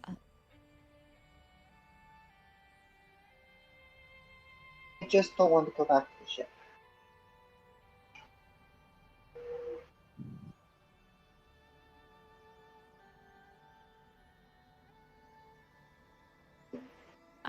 Wasn't left on the best of terms.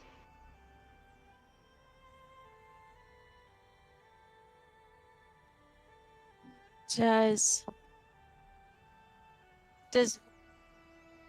I'm trying to determine because Val is not interested in learning secrets the same way that like Crix is, right? Like Val is more interested in making sure that she's there for her friend and that Cora knows, like, hey, if something is bothering you, like, you gotta talk it out.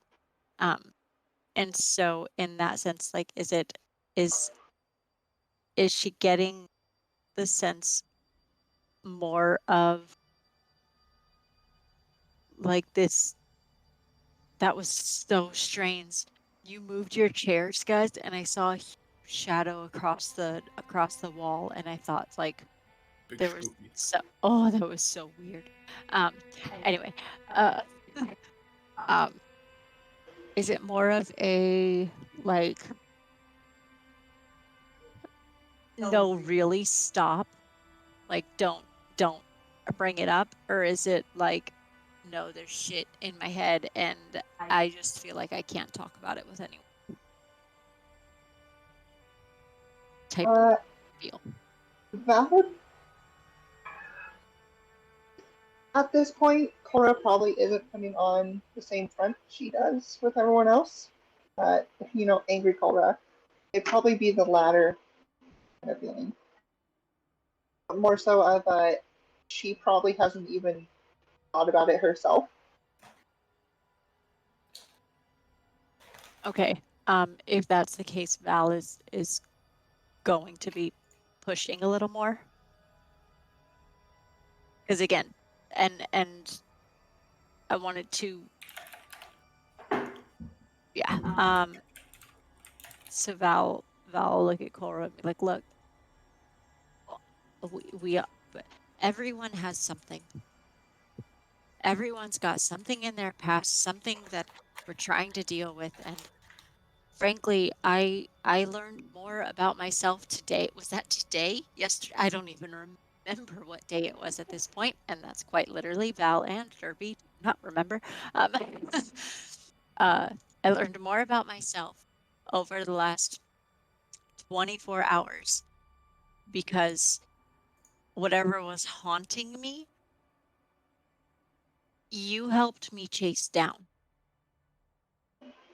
That was quite literally haunting my waking dreams. It wasn't just when I, would kind of quiet my mind for the evening. That was awake and present. I would look at things and fall to my knees. I found out more about myself, being able to navigate that with you than I think I ever would have found out about who I was or my past or what brought me here by reading the books that we've been seeking answers in. And I'm not Crix. I don't want to know your deep dark secrets and what, whatever it is that makes you tick. Would it help? Sure. But that's not my goal. Just need to make sure that you know that whatever it is, I'm not speaking for them. I don't know them. I don't know them the way that I know you. They might judge the hell out of you.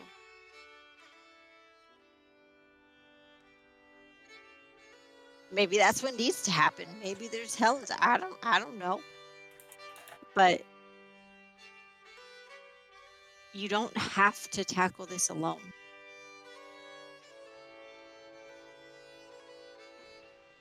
I know you want to protect me. I know you want to take care of me, but I'm here to take care of you too.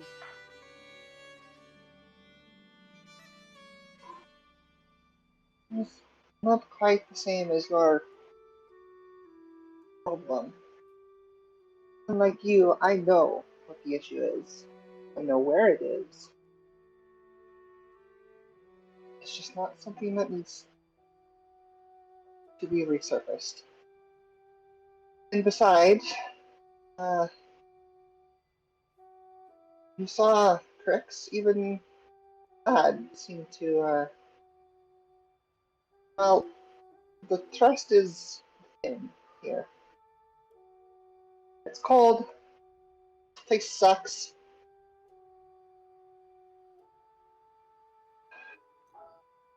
Honestly, I don't.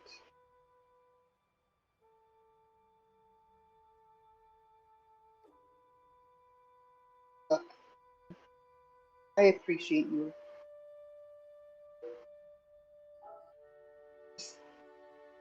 All the help you tried to do, and all the help you do. But for now, can we just let this drop?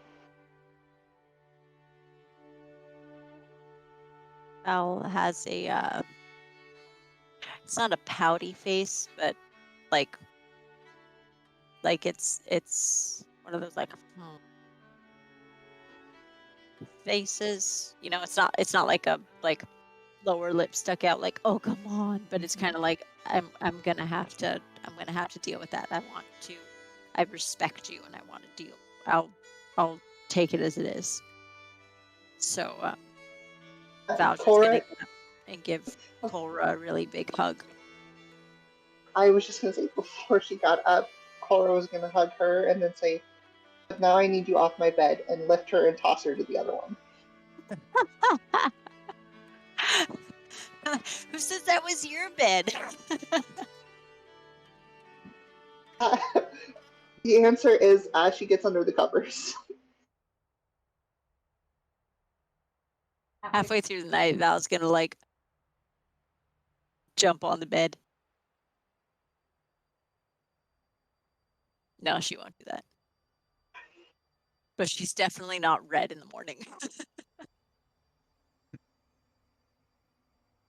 You drop your fiery. What season do you wake up as? Drop the summer season. I'll probably wake up in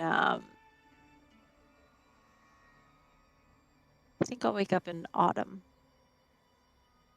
Cool. All right.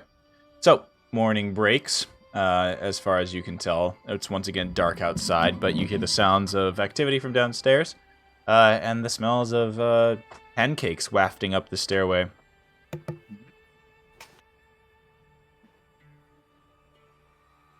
as you make your way downstairs, all of you yawning, stretching from the previous long day of travel and night of combat. Thad limping his way downstairs as well. I immediately Nursing. go to the bar. Huh? I immediately go to the bar. Yeah, there's the scram sack is there. And he looks over and he's like, "Hey, morning. What can I do you for? Coffee? Tea?" As he lists off drinks, I just stare at him until he gets the alcohol. Yeah, there's a moment of like awkward pause at the end. Or like coffee, tea, water, juice, mead. Do like the finger snap gunpoint. Hey, you do you. And he puts a mug on the table for you.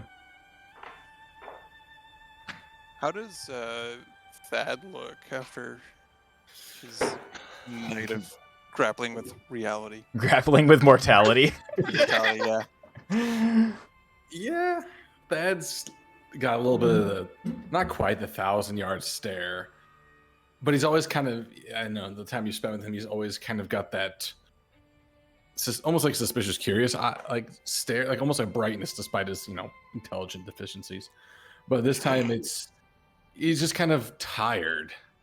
Like, it's just like, all right, this is getting old kind of a thing. So he also is now bringing down a mostly empty bottle of the booze, and his wrappings look slightly stained, not just from blood, and probably smell a little bit like stale booze. Ugh. Yeah, he didn't really clean off much. That'll be for later.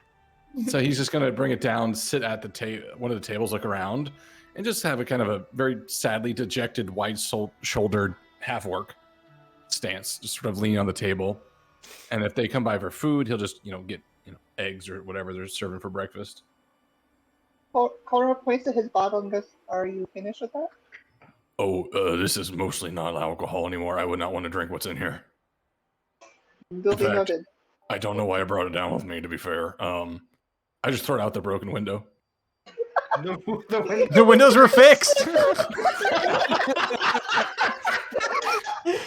Thad doesn't look, he assumes they're still broken. Yeah, well, because Thad went upstairs before Valhalla fixed it, so there's just another sound of glass shattering. Wait, what the fuck? Val looks And then from the bar, Scramsack like, "What the fuck?" Wait, there wasn't a window there last night. What happened?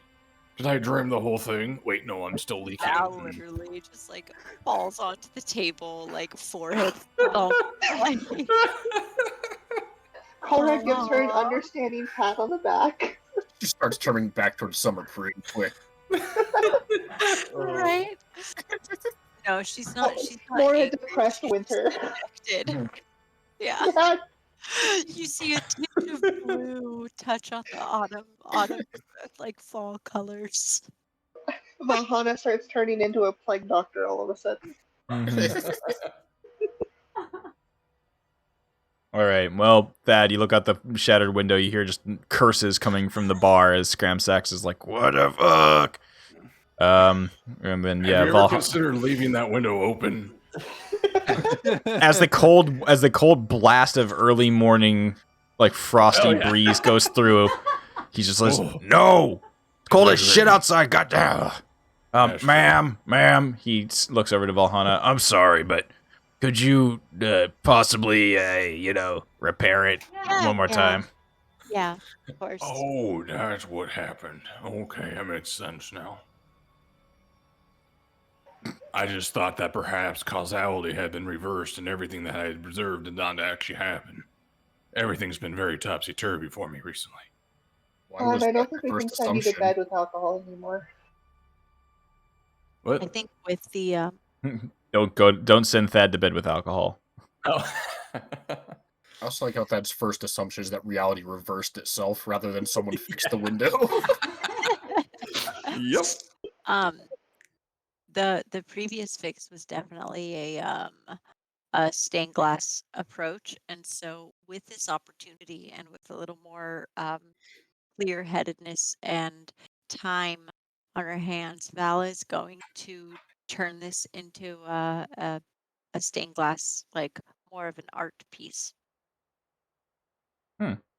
Not just like broken pieces, like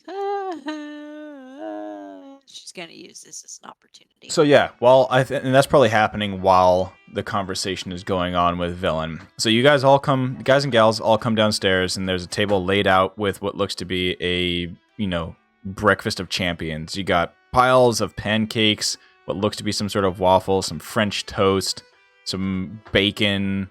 There's some sort of strange looking egg creation, as well as some. Basically, it's just like all like meats and grains. There's no fresh fruit or anything like that. That's going to be hard to come by here in the far frigid north. But it looks like a hearty carb and meat-filled breakfast for sure. Villain's already sitting there, and she, as you come downstairs, you watch as she like snaps the clawed paw of one of the kobolds who's reaching out from the trench coat, trying to grab a pancake. She's like, "No, hey, no, this is for our guests. Please, hey, control yourselves. You will have the leftovers afterwards." Ah, my guests! Hello, look, breakfast is ready. So, please, please come. Sorry, I'm pretty sure reality did have a hiccup because you were not here last night. Oh, hello. Yes, it was a Thad, right? I'm very sorry. You. It seems that you had went up to your room before I had conversed with your compatriots here. Hello. If you do not remember me, I am Velen Harpel, and it seems you're that the one with the three kobolds and a cult. Got it. Keep it down. They are not very welcome here. Just shh. After the stunts we pulled last night, I don't think anyone's going to be bothering us about who is welcome here. I think she may have a point. Thad's, you can see the gears turning in Thad's head now. It's clear my ascendance has caused a ripple in the conspiratorial world. The entire universe is out to try to kill me. I smacked the back of Thad's head. I need to be very careful for the next little bit. Reality has not solidified around my existence as the creature. Maybe you should stop running to the front of every fight. But that's what I've been trained to do my entire life. But maybe train yourself in a different way now. Does God fight on the front lines? What is a god to a non-believer? But you make a good point. I'll probably stick to the back for now for a little bit. The answer is still a god. It's just, you don't believe what's killing you is killing you. Oh, I don't know. I just know that I've been called to a higher power. I do not know who I serve or why. Only that I must. Anyways, lovely kobold lady, please continue. She looks and she nods and she says, "Well, last night after you all went to bed, I had a very good conversation here with the lonely Mr. Krintas. It seems that he has explained what happened in, well, I am very surprised, a lost spire of Netheril. Very interesting. He has offered to allow me to accompany him back there.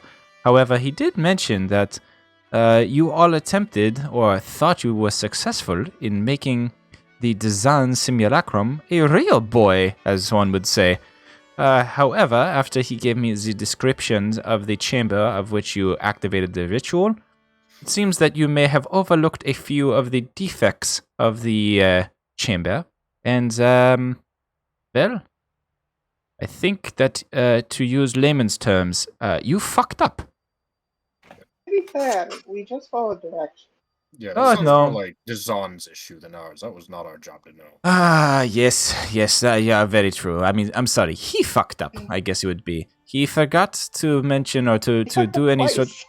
He did, yes. He fucked up once by killing all of the poor villagers and getting himself burned at the stake, and then his simulacrum fucked up again by not reading the directions, or at least reading the room, literally, of this ritual area. It seems that it was not successful in fully bringing him back to a real being, but instead only brought him back for a short amount of time, and then afterwards he was brought back to which he was made from, which was a pile of snow. So sad. But it's very nice that I now have his spellbook here. Krintas was nice enough to donate it to me. I am indeed another member of the... Wow, why am I forgetting the guild that I am a member of? Arcane Brotherhood? There you go. Oh, thank you. Wow. It slipped my mind. Thank No, you. that was not the vampire. It was one of the kobolds' turn to use the brain cell. Yeah. Head it off, The yeah. Arcane, because I was, a very a member of the Arcane Brotherhood and one of the folks who have came up here with Zan himself, Krintas was nice enough to donate his spellbook to me. So nice of you, Krintas. I very much appreciate it. Now, when you say donate, do you Crin- really mean donate? And I looked at Krintas. Krintas, yes. Krintas no be able to use spellbook. Krintas no have master. Krintas now ask Velen if can be bodyguard. Help out. Cora shrugs and goes, "Fuck it, not my circus, not my monkeys. What do you want?" Velen nods. Monkeys. So, Oh, I just said we did not. That's kind of the point. Ah, disappointing. All right. Not my circus, not my kobolds. Just let the bed with that.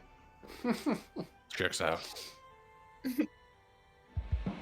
all right. Well, please help yourselves to the breakfast spreads that we have here. I gave a little bit of a hand in the back kitchen to get some of these things made. They are not made of any flesh. Do not worry. My necromancy skills do not translate to my cooking skills, unfortunately. Insight check. Sure. Yeah, no, she's telling the truth. Top level I stuff. just- She. As an insight check, can I hand a piece of food to Crex and see what? Yeah, Oh, Correct will be guys. able to suss out what the meat is. This Like, is almost definitely certainly. something where I would have taken okay, so can I Scuzz? Mm-hmm. Because this was something that I did mention. Could I swap out one of my spells, knowing that we're going to be having a lunch or a breakfast with Sure. this necromancer? I am going to take Purify Food Drink. Okay. And I'm just gonna, really subtly cast it over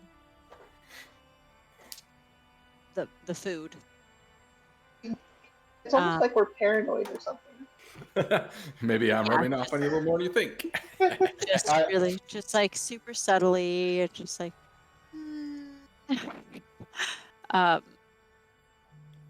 over whatever a 5-foot radius sphere would cover. It would definitely cover the majority of the table, right? Mhm. So yeah, I'm gonna cast Purify Food. Yeah, at this point, Crix is well into the meats. Okay. Well, the meats, I think, the meats definitely is animal meats. And just maybe out of at this point, it's probably getting more almost subconscious or passive. But I would like the slug and tennis to kind of get a little excited and get a surface level thought on her as we're talking.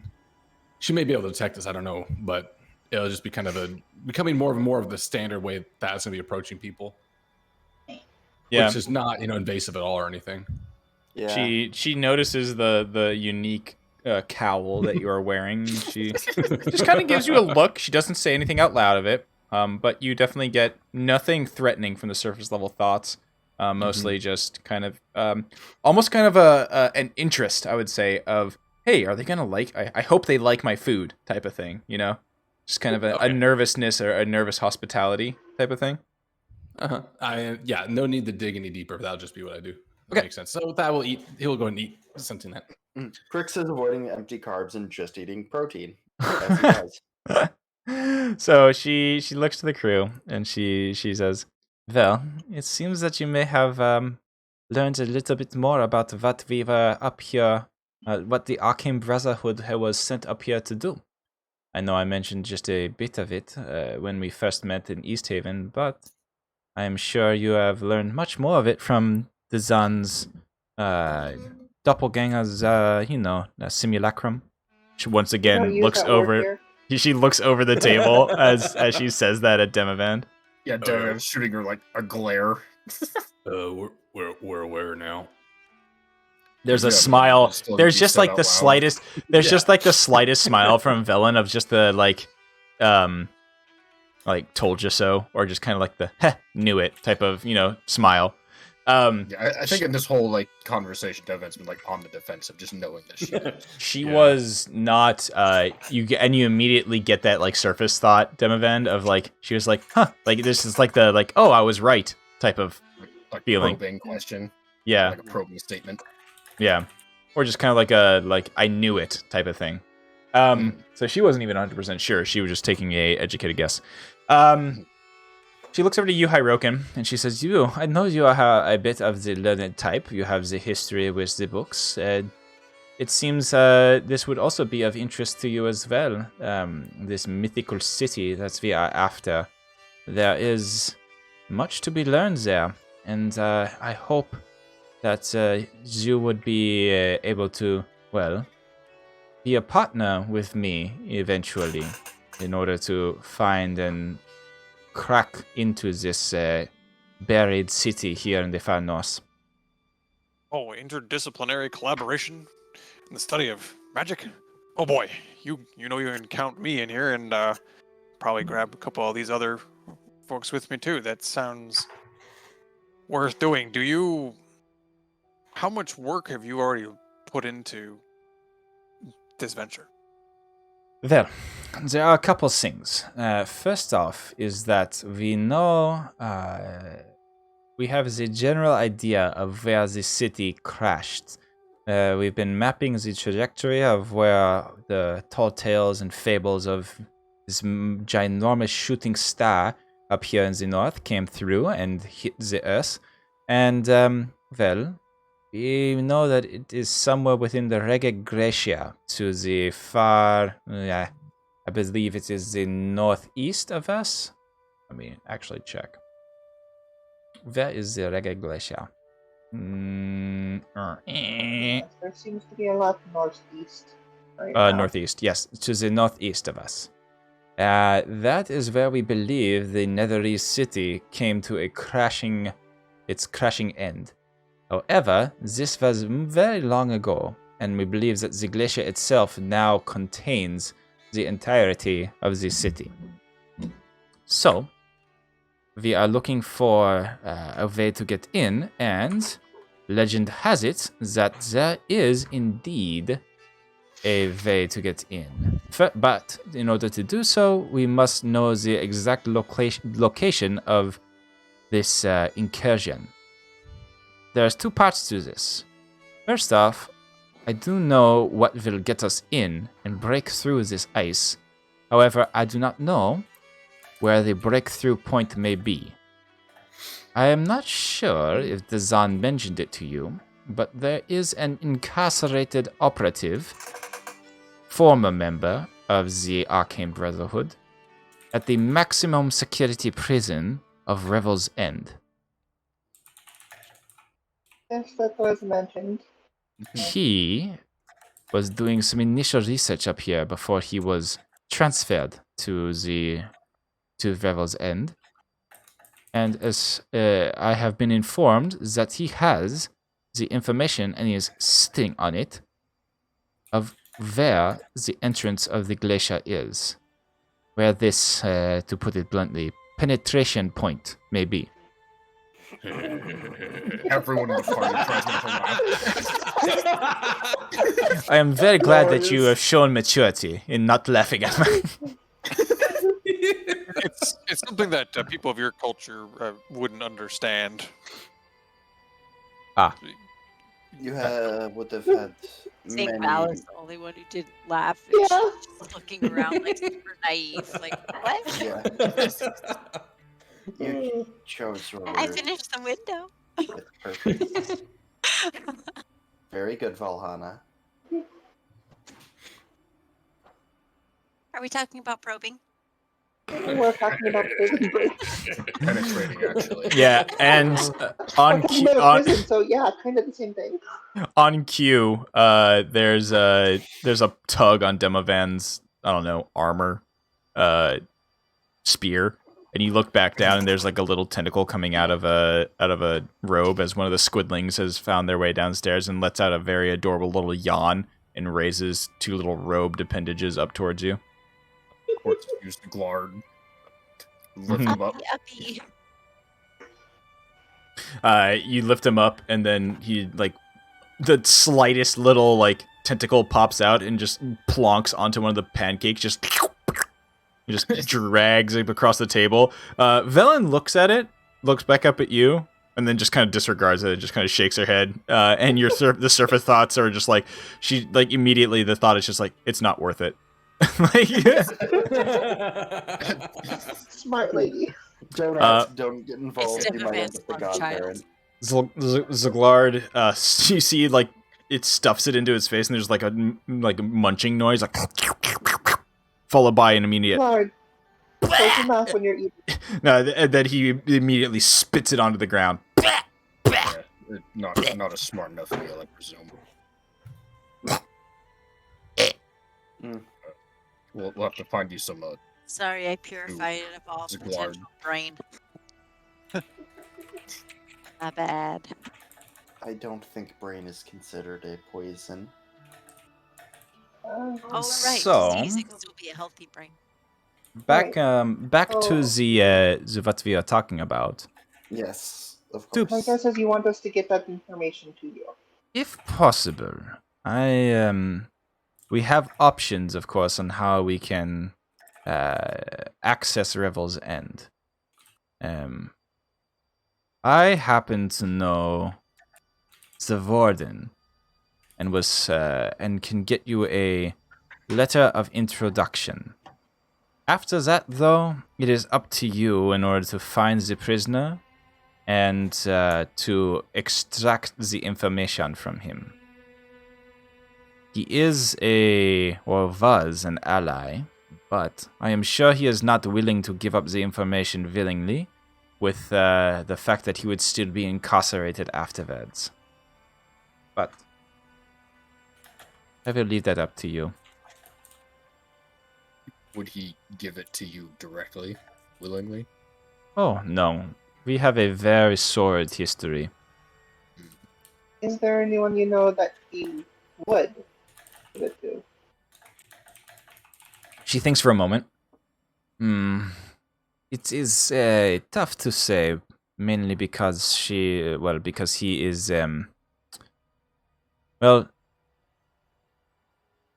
if there is not an option for him to get his freedom, I'm not sure that he is going to be so willing to do anything or give up this information. It is sort of his bargaining chip, you could say. But I would not hesitate to utilize alternative methods on him. He's a bit of a bastard. So, I have no love lost if you have to twist a few cogs. Break I some glance at eggs. Demovan. And I said Demovan just kind of go, we'll probably figure out something. Yeah, we'll get it out of it. Okay. Well, it will take me a moment, a day or so, in order to get this letter drafted. I'll work on it today, but if anything, it is a letter of introduction at the behest of to go and have an audience with the warden. I am, you could say, he owes me a favor, and I will be pulling this favor to get you inside the building. Once you are in Revel's End, well, it's going to be up to you in order to find and get this information from the prisoner, as I said. Will this You know, just favor get message us? the warden. Oh, see, that's this thing. Maximum security prison has its nuances, yes? No spells in or out. Only way to communicate is through a specific sending stone that the agents of the Lord's Alliance have. Yorkits. Couldn't such a thing be duplicated? I can't imagine it's a very complicated thing. Don't hurt yourself. It's I a don't know little magic bit, at all, but little bit more complex than that. We do not. If you had your hands on some of the sending stone, on a paired sending stone to the Rebels End prison, then maybe. But otherwise, we find it's someone who has that. We go beat their ass. We take it and we look at it. I think I think Seems that would very elaborate raise moving more forward. questions than answers, Thad. I Thad, don't. go back to describing your logs. We have practical solutions to attend to. Fine, pull my log. Fucking notes in my log. I find there's a symbol for Hirokin. I look at him as crossed it out. It's like a smiley kitty turns into a sad kitty. Oh, it's like the Lion King. You know, it's the move or the Simba's face. Like and going he's across. ripping it, yeah. Simba. Velen looks to you all and she says, "This does not have to be something taken immediately, but I know there are other pressing matters on your mind. I've heard the rumors of the looming shadow that threatens 10 towns. I would agree that that is a bit of a priority at this point." To be fair, at this point, I think it's kind of hard to count how many shadows we've heard about. Well, there is the... yes, quite funny. I mean, there is the major shadow of the imminent danger of 10 towns, and then the always present shadow of the ice bitch, Auril.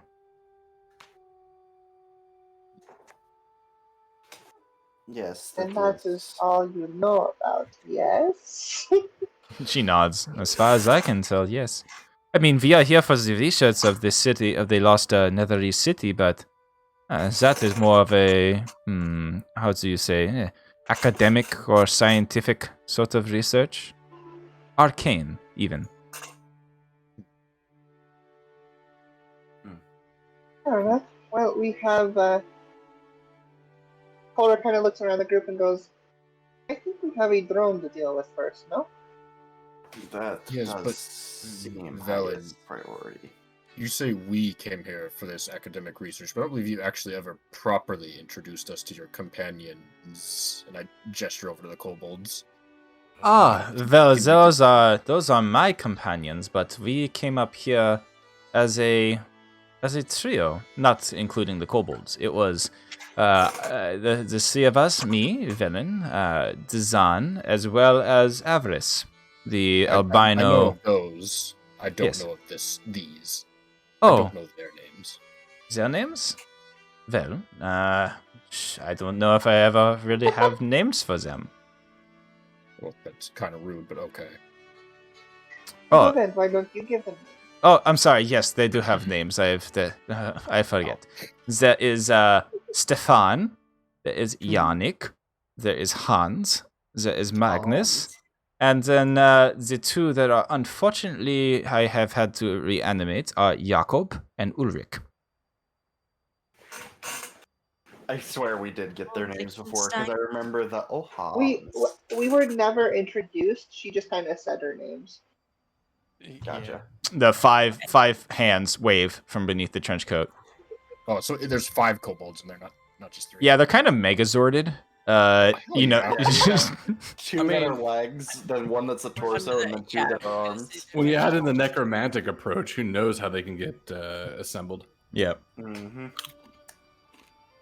But yes, so she says, "Well, you're more than welcome to continue on with your business at the moment. But let's see. You know what? I don't think I need a day for this. Here, she quickly takes out a piece of parchment and a pen from her pouch, and very very elegantly and quickly, over like 5 minutes, inks a letter of introduction." She takes out a wax, like a seal, and a little thing of wax, melts the wax over the candle nearby, and seals the letter with the sigil of the Arcane Brotherhood. And you can tell that there's a specific part of it that has like her initials in it. Mm-hmm. Oh, neat. And so hands that over to you, passes it over the table, holds it out for somebody to take. Sealed letter. The bag. Hirokin, I think you should take this one. I feel like you would handle books and letters better than any of us. My hands are covered in grease. And blood. A lot of blood. And usually I on will take the fire. letter. Yeah, I don't want Crix having a flammable piece of material. And hey, we never know. I may end up throwing it. Yeah. Or eating it. Like, who knows what happens with you? And Val's too nice. How is that a detriment? I don't know.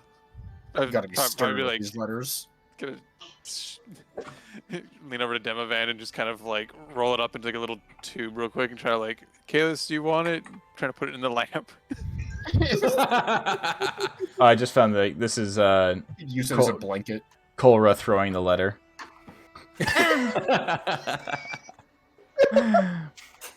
No, you hear an echo from within the lamp. No, I don't want a letter. Somebody already stuffed a tree down here, and it ruined my pillows. Leave me alone. It's warm. Cora doesn't say a damn thing. But it does look really nice, though. It is very flashy. I'll I'll take the letter and like put it underneath my fur ruffles. just stuff it in the arm. Yeah, you don't wear much armor. You are a barbarian. All right. So breakfast. Unless anybody else has any other questions for Velen, breakfast goes. A hearty breakfast is had, and you are fully fueled for the day, and you can get up to whatever you want to do. Do they stay at the table or do they leave before us? Velen? Oh, she stays at the table for sure.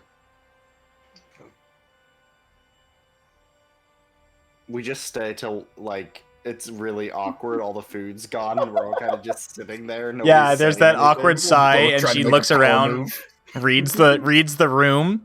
She says, well, Krintas, and my companion, shall we take a stroll around Bryn Shander? Maybe go down to and see the marketplace, see what we can find there. Krintas is like, okay, it's cold outside, but I don't feel cold. And then the kobolds get up in unison, just kind of do like. I would like to reach over before Quintus stands up, and I would just like to place a hand on him and cast mending. No particular goal, just I mean, the a piece idea of that- his tattered armor goes back into place. Thank you. He says. just makes me sad. So No amount of mending can fix a broken heart. yeah, that's Oh, Damn. that's all I wanted to do. Okay. I Sounds. also like how Krintas keeps saying, like, yeah, I don't feel the cold, because it's the one positive aspect of his life at the moment. I'm just waiting for him to say, the cold doesn't bother me anyways. I let it go. Let Tazan go. All right. So the three of them, Bringing this up. yeah, the three of them head off into the cold morning I air. will start singing. Leaves the table to the group. Talk about projecting. After they leave, Cora finishes her meat and goes, I think I owe you all an apology after yesterday. I will be okay with a lack of apology if we can at least get an explanation. It's been a long week. I think we've all been maybe bubbling up to something. So, I don't think it's as big a deal. I do agree that an explanation would do a lot to soothe my concerns. Closing any of our unknowns between us as a team will help with the cohesiveness. And how am I supposed to lead us to victory if I do not know what you are hiding from the rest of us? When did we agree that you were our leader? You didn't have to, it's been ordained. And I've been ordained to fight Imix. Does that make me the leader of everybody who would fight No, Imix I up am here? the one who is here to discover the truths beneath the surface of reality. You are here to serve Kosuth in the vanquishment of Auril. We have similar and aligned paths for now, but mine is a larger and deeper journey. But at the point of contact now where we are, I do think we are much more mundane concerns to deal with at the moment. Which kind of brings me back to the point at hand. What did happen? I did not think I'd see the day where your hubris overshadowed your paranoia. I have no sense of self. I am just here to serve the greater good. Right. Although I look over my shoulder just to make sure there's anyone watching me right now. Masco. Oh yeah, Masco. You look over your shoulder, and Masco's face is right there. I just imagine that. Yeah, exactly that. You're just like, wait, is anybody watching me? And then just you see Masco right there. And a point of note too. Yeah, a point of note too. It is, if you like pay attention to, Thad's mannerisms over the last few weeks, nothing's changed. It's just one of those things with him. He's like, he just accepts this. Oh yeah, this is just how it is now. It's not a sense of, greater destiny or anything that's driving it. It's just, okay, this is what it is. This is what I'm going to do. His paranoia led to him coming across as hubris. I don't know if that's a word. I think Thad, every conversation with you makes me feel a little better about myself. Oh, I'm glad I can help.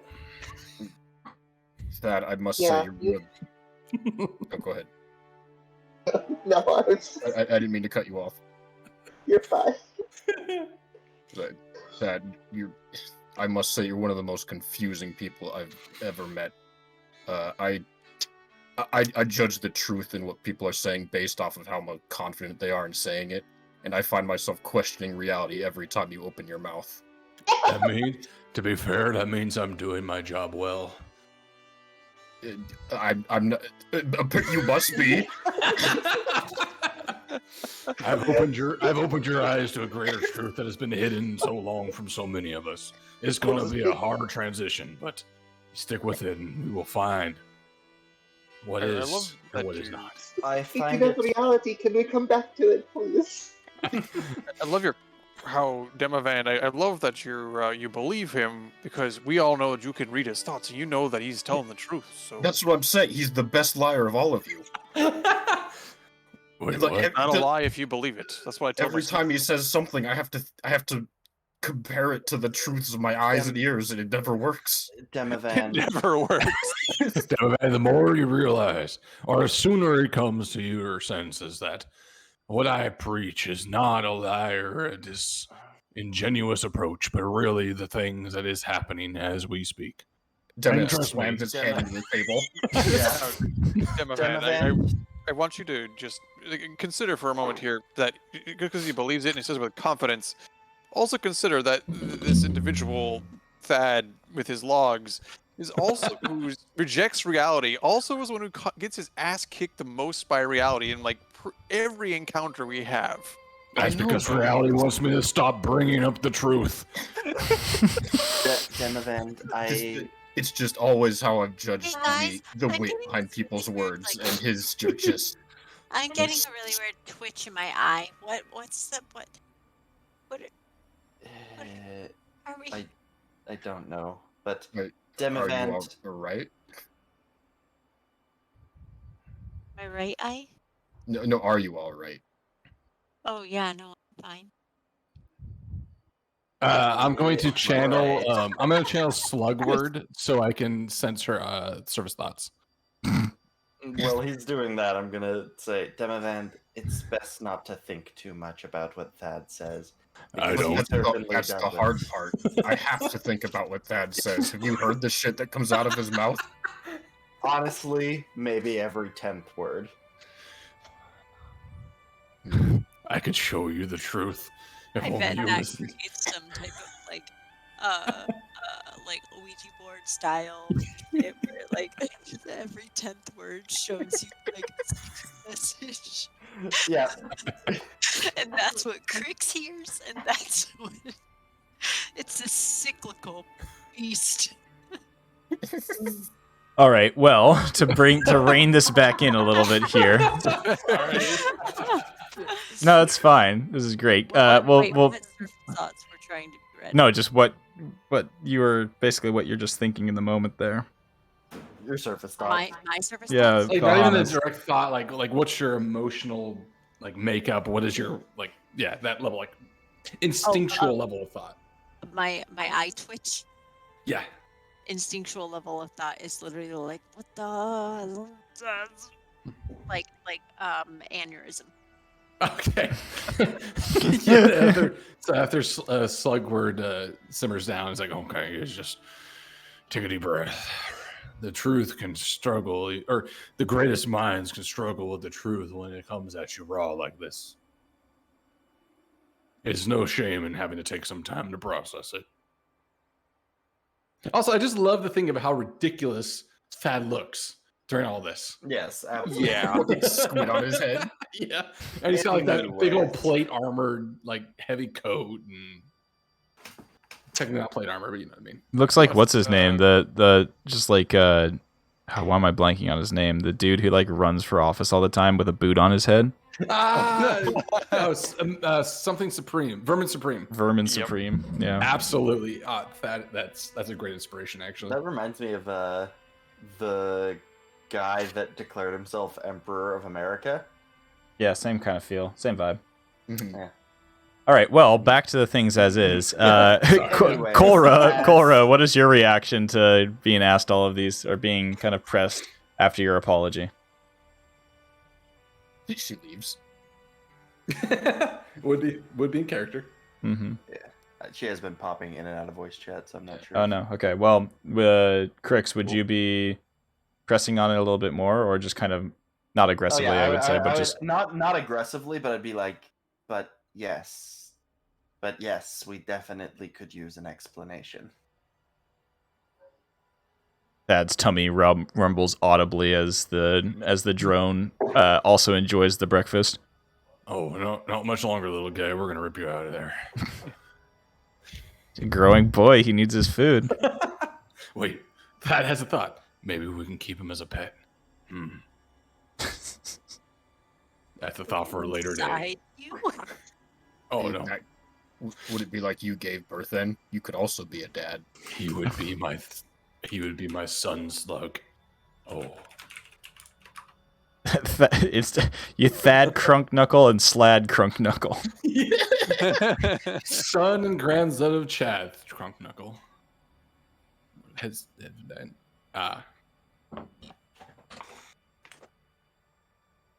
Gotcha. By the end of this campaign, everyone will be a dad. Yeah. Yes, Okay. I'm a dad's got the most responsibility at the moment. Yeah. Mm. And just end up having just everybody retiring here in the wonderful frigid north as Everyone's Jesus. in their New Balances. Oh We god. should just That's our clear plan. out. Yeah, we should have to clear out Dugan's Hole and just take it over for ourselves. Rebuild No. that. Rebuild that No. neighborhood. You know, gentrify that shit. I don't know. There's too much bad juju in there. Yeah. Oh god. Oh, God, the helicopters are here. Helicopters! The drones. The drones, actual drones are Found me. arriving. Oh God. Well, I'm okay with us waiting until next time to kind of have this conversation Yeah. about where you want to go to next. Yeah. I We have think a that's a lot good of idea. Bad idea. Yeah. yeah. We're- Give we're- us time to think about. Yeah, that's some. We got a bunch of options now, really. Yeah, so Yeah. just to do the little like summary here. Yeah, I mean, you were told about Dazan informed you about the city. Seems that Velen also knows about it, and obviously they're all kind of, that's their overall research and arcane goal, or goal of the Arcane Brotherhood is to find that city and find its secrets. She did acknowledge that the looming threat, obviously, of the Sunblight and that menace is a big deal. And more than welcome to get that done first. But yeah, then there also is the fact that, yeah, Thad, you have your options are a extremely this is such a fucking shitty analogy to American healthcare. Your options are either an extremely expensive, unaffordable, immediate solution to your problem, or to go through some bass-ackwards alternative medicine way of possibly healing your solution by finding a lost shipment in a shipwreck out in the frigid north while some crazy voodoo shaman brews you a love potion or something to sip down. And now I understand why people make the decisions they do in this country. So, Yeah. We're learning. Oh boy. But yeah, we'll pick up there. We'll pick up there next time. So. Oh, and just also, and just in case anyone's feeling like there's a real urgency there, it's not super urgent yet. We got a little time. So if we need to do some other stuff first, we can work it out. It will need to be figured out. But I it's think not first things first, we need to discuss why we can't go to the ship. Yeah. Or at least why there's resistance to going there. And I think this is exactly where this conversation is probably headed. So Yeah. that would be a great place to start that one off. I had a whole conversation. No, well, yeah, and we'll start there next time. So just remember it. Take a note, remember it. We'll start there next time. Yeah, And to be fair, we did talk about Thad being dumb a lot, so that's on us as well. the conversation turned to Thad's weirdness broke Neon's headphones. Love it. Yep. Perfect. Walls realigning The government themselves. pulled her out.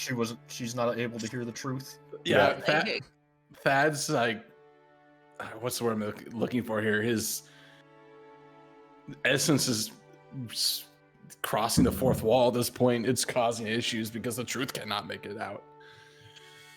Hmm.